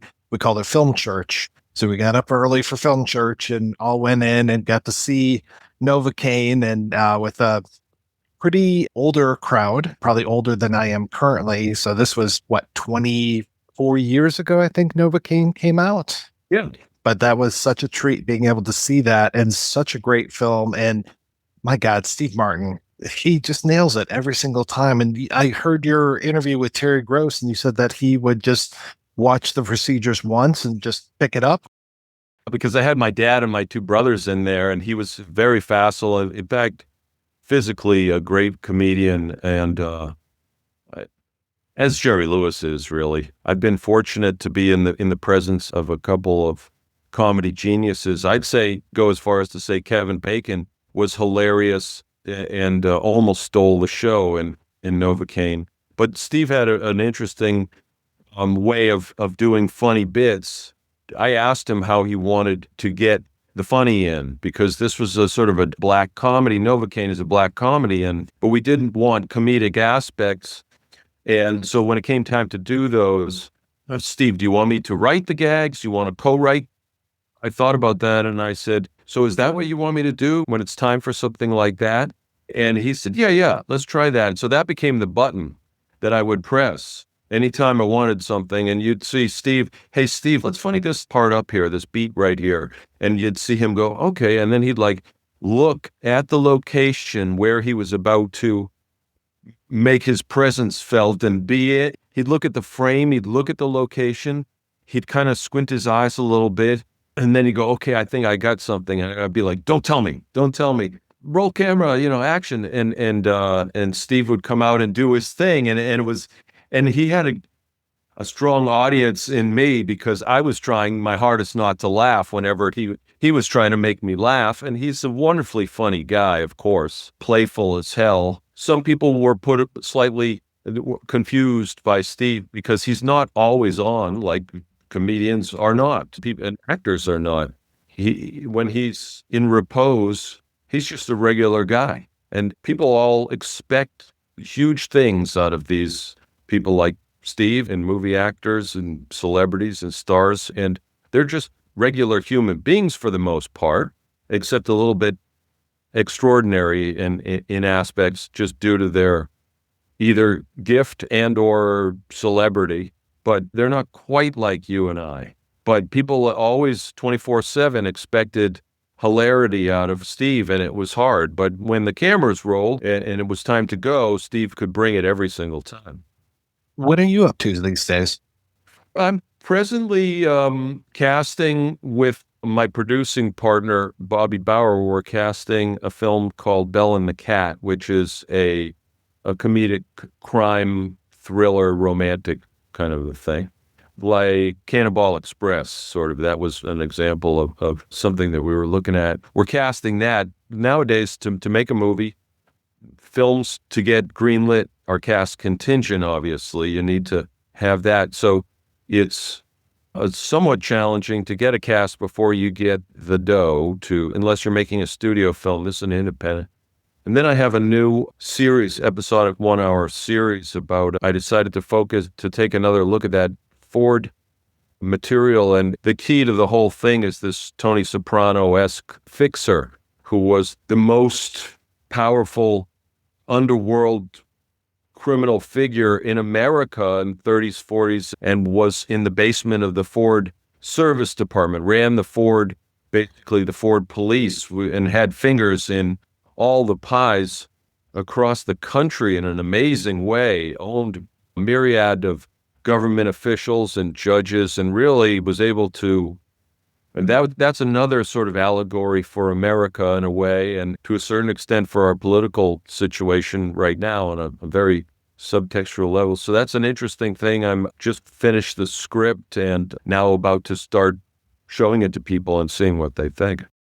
Being here in Detroit, I mean, Ford is held up in some areas and then completely put down in others. I mean, to hear of some of the things that were going on, especially back in the 30s with the labor unions and some of the other more unpleasant things, especially leading up to World War II, and how he was such a big fan of Hitler.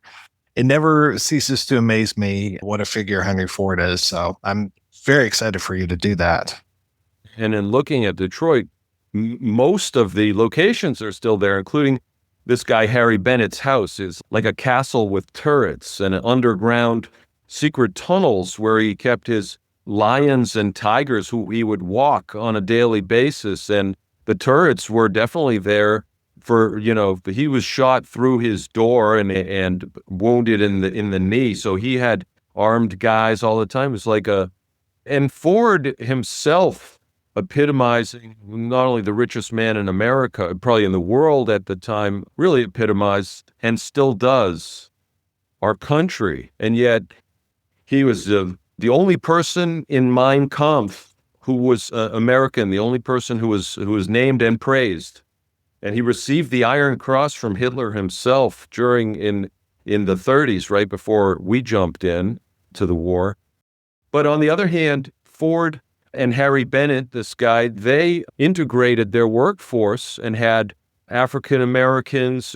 Harry Bennett's best friend was the black man, and they had a huge black workforce in Detroit at a time when this was simply not done in America. And that arguably was a turning point for the labor movement. And at the same time, they fought like crazy against the labor movement and the unionists, and they had strike breakers, and there were huge wars, including as the Battle of the Rouge, famous pictures, photographs taken, and that I definitely dramatize in my series as well. I think it would be my central guy is an anti-hero. He's an anti-hero. So like Tony Soprano or Deadwood, or let's see, who else has a strong anti-hero? Mad Men and the Bryan Cranston Breaking Bad. I love shows like that's what I'm chasing after with this thing. Well, Mr. Atkins, thank you so much for your time. This was great. Thank you, Mike. It's been a real pleasure to storytell and meet with you. And you're a great interviewer, and you ask great questions. Thank you so much for reaching out. It's been a real pleasure.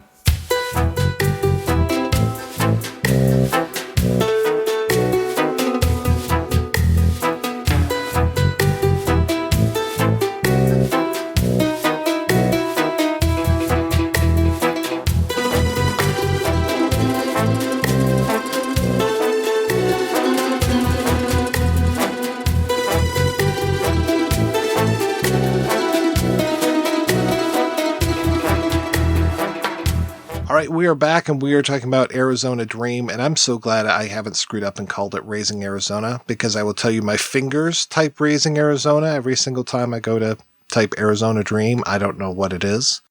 And I love that, there's all that dream stuff in Raising Arizona as well. We mentioned the Coen brothers in our first part of the discussion where they were up and coming at this time. And, you have that whole thing of like the high going, it was someplace distant. Maybe it was Utah, the land of his dream. I mean, he kind of is dictating things through his dreams. And with this one, it's very like, Johnny Depp, are you making these things happen? Like, because we get a flash of him and Uncle Leo in Alaska or wherever. And I always say, or wherever, because I think they shot that stuff in Greenland. They have that in the middle of the film. And then I agree with you that having the dream, having the actual Inuit stuff at the end ties that together from beginning to middle to end. And then also is a way nicer ending. And yeah, we've saved him from becoming a miserable old coot like Uncle Leo. I mean, Uncle Leo does seem nice despite his flaws, like murdering his parents and all those things. But otherwise, yeah, he seems like a pretty decent guy. And even though, like, I love how he's got that double standard where he's marrying Paulina Portskova, who is so much younger than him. And meanwhile, he comes out to be like, hey, Mrs. Stalker. You see that 65 Coupe de Ville over there? It's a 66, not a 65. I beg your pardon, it's a 65. And although it's a very nice car, it needs suspension work done in the front. No, suspension is perfect. I just had it checked. All right, then it needs a new alignment. Did you come here to give me automotive advice? Even though it's an older model, it still retains its poise and its style. Just imagine, if you will, Mrs. Stark, a brand new Coupe de Ville, fresh from the factory, sitting alongside of your 65. The beautiful lines of the older model lose their elegance. The body sags. The finish is dull, so you wash it, you wax it, but it's still lifeless, and there isn't a thing you can do. Mr. Smiley. There isn't a thing you can do to make it new again. Those two automobiles do not belong together. Am I making myself clear? No, the only thing that's clear, Mr. Smiley. No, sweetie. Mr. Smiley, is that your feeble attempts to insult me with car metaphors are incredibly immature. Immature, right. You're old enough to be his mother. But I'm not, Mr. Sweetie. I'm his lover. You're doing the exact same thing, just different genders. You know what? It's great, though, that she destroys him in that scene. From a purely just like watching two great actors, that might be one of my favorite scenes in the movie because they're both on 10 and she just owns him. But it brings out his comedy, like the way he runs away, that we get a really like a flaggly kind of Jerry Lewis runaway with her with the shotgun. Heaven moment. I really feel for her. Like when Depp goes away for a while after Uncle Leo dies and he comes back, she's just pissed off. Like, what are you doing? Just abandoning me? Like, no calls, no nothing. And yeah, I'm like, yeah, I can completely feel for you. And I love those moments where I think they have a moment of dialogue together and they're being reflected in that really warped mirror. And it just feels like there's something over the lens more than anything, more than even watching a reflection. It's just, there are so many great moments throughout this entire film. I mean, it's basically a film made up of moments, and so many of them are directed so beautifully. I hope this doesn't come off like an insult, but I mean, it even the discussion feels a little disjointed because there's no thorough line you can go with this movie. There's just, I mean, again, you could be very A to B to C, but I mean, that's kind of beyond the point. But going back to the young bride, forget her name. Paulina Portskova. There's that moment where she and Johnny Depp are talking and she's asking what his age is. I mean, that scene goes from funny to tragic so fast. Because, I mean, it is kind of funny. She just has that moment of realization of like, oh, we're pretty much the same age, and yet I'm marrying this old guy, you know. a moment of clarity after just having a bit of a giggle of her realization that, this is going to be her life. There's something about the casting that like makes or ruins this movie, depending upon the story about Brando in Streetcar Named Desire. The character Stanley Kowalski is the monster. We're supposed to hate him. When they cast Brando in it, and he was cast because he was so charismatic. Like there's a thing that Kazan says about Tennessee Williams. Tennessee Williams was so attracted to Brando that he let Brando ruin his play. I can't tell if it's ruining it or making it. It's like Uncle Leo's supposed to be gross, but we love him because he's Jerry Lewis. Maybe the Johnny Depp characters could be a rootless creep, but he's Johnny Depp, so we love him. And Faye Dunaway could be pathetic, but she's Faye Dunaway, so we love her. It's like the casting in that, or Vincent Gallo could have been played by any comedian, and it would have been funny instead of insanely brilliant, right? And when you wrote it, I don't think you could have imagined, you probably wrote her as a little more pathetic, and Jerry Lewis is more of a skis. And then somehow this movie became this movie about these very charismatic people who are disgusting on the page or gross on the page, but in the film, they're movie stars. They're all every one of them, like what we want from a movie star. Just like, I like them. I like being in the place where their turtles are crawling on their spaghetti. I would think it was gross with anyone else here, but I want to be at that party so bad.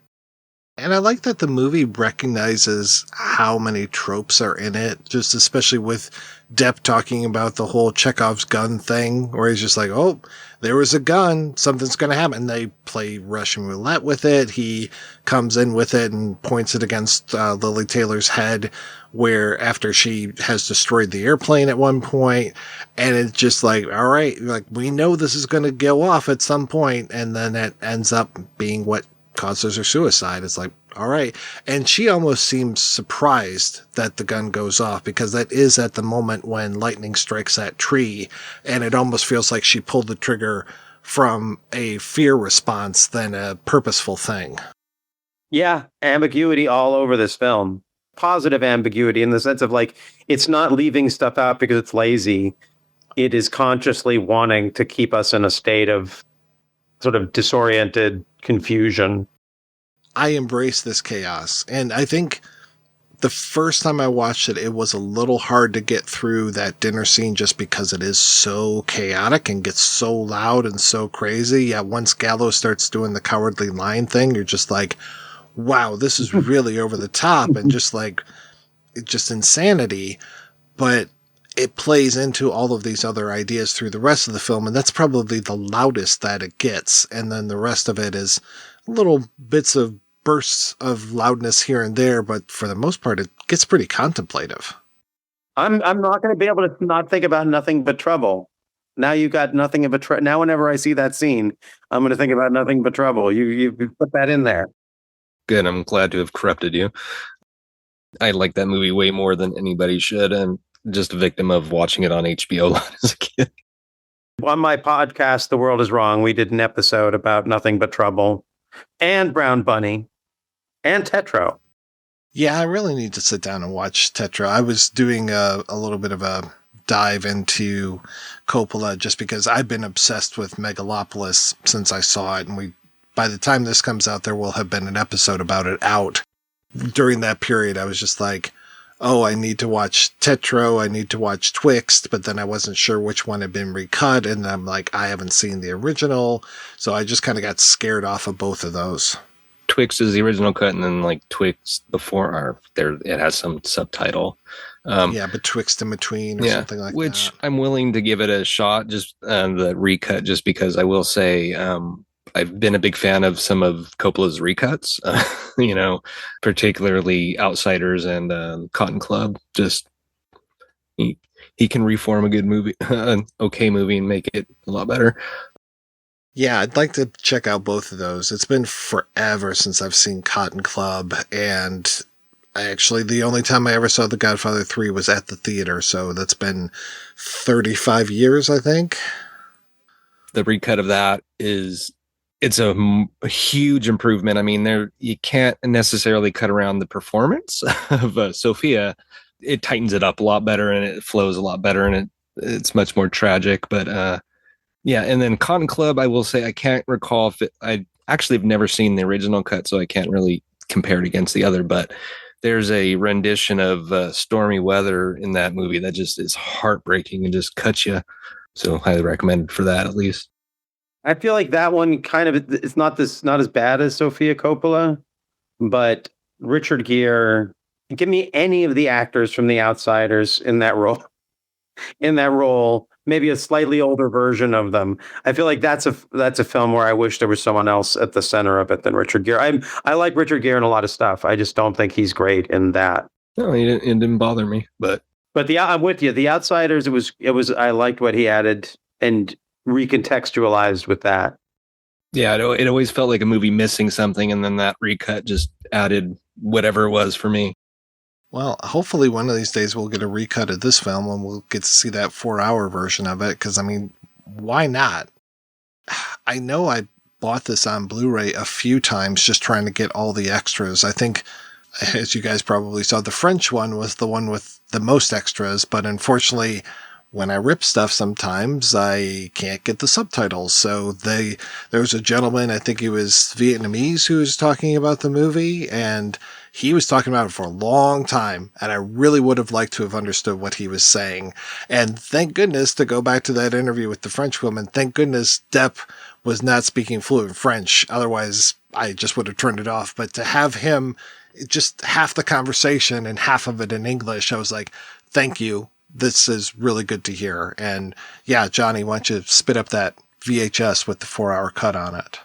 All right, well, we're going to take another brief break and play a preview for next week's show right after these brief messages. Our planet is completing its destructive cycle many years ago by measurement. Prior to the destructive process commencing, we leave in this vehicle and come here in order to bring a message of goodwill and to pass on the warning. The germs of destruction can still be checked. Jesus, I don't know what you're talking about. Can you repeat the information so far conveyed? No. Uh-oh. Shirley, you know they're here. We know they're here. But can you convince anyone else that they're here? You scare the pants off us. You nearly kill me with that ray, and then you start playing God. Well, I mean, what do you want? Talk to the government. Don't talk to me, fascist. Fascist! Forgive our directness. It seems essential to alert as quickly as possible. Alert? You'll have people jumping off buildings if you go on this way. Well, you can't just whack them in the face with that light thing and hope it works. The whole country just stops. Strikes all over the world. Shirley, we are aliens. We do not comprehend the ways of this place. Will you help us? Why should I? Tragedy won't affect me. Won't even affect my kids, if I have any. Time is not involved, certainly, but the likelihood of correct combinations is always possible. There is a direct benefit for you, Shirley. We can demonstrate the power of pure thought. Pure thought. Terrific. Shirley, we're talking about power. We can give you power.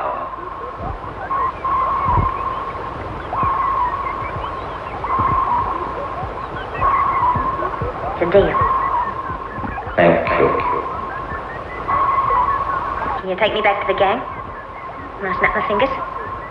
Wait, we must calculate. Right.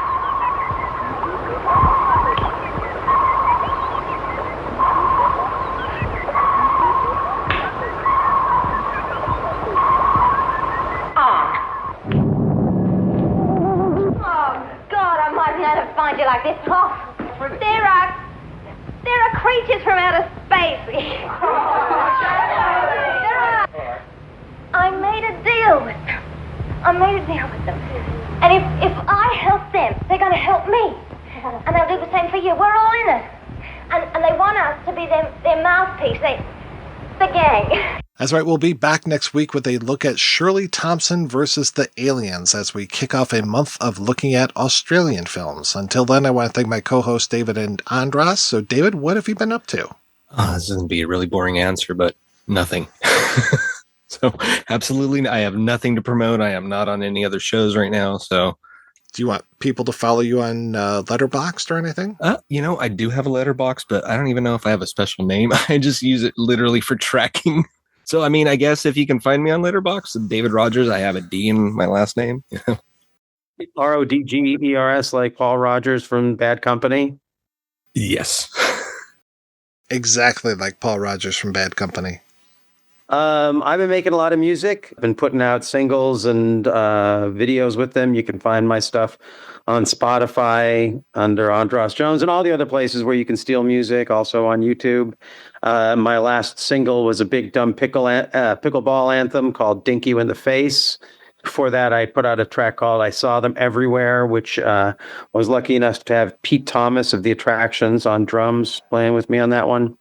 In January, I'm coming out with a cover of Lenny Bruce's To Is a Preposition, Come Is a Verb, done in the style of The Who live at Leeds. So follow that stuff if you're into strangeness on the level of Arizona Dream. And if you just want to hear me talk about movies, my movie podcast, The World Is Wrong, is out there. And it's a very positive podcast where we celebrate films and film artists the world is wrong about, like Brown Bunny. Thanks again, guys, for being on the show. Thanks to everybody for listening. Do you want to support physical media and get great movies in the mail? Head over to scarecrow.com and try Scarecrow Video's incredible rent-by-mail service, the largest publicly accessible collection in the world. You'll find films that are entirely unavailable elsewhere. Get what you want when you want it without the scrolling. And yes, they have both the American and Euro cuts of Arizona Dream. If you want to hear more of me shooting off my mouth, check out some of the other shows that I work on. They are all available at weirdingwaymedia.com. Thanks especially to our Patreon community. If you want to join the community, visit patreon.com/projectionbooth. Every donation we get helps the projection booth take over the world.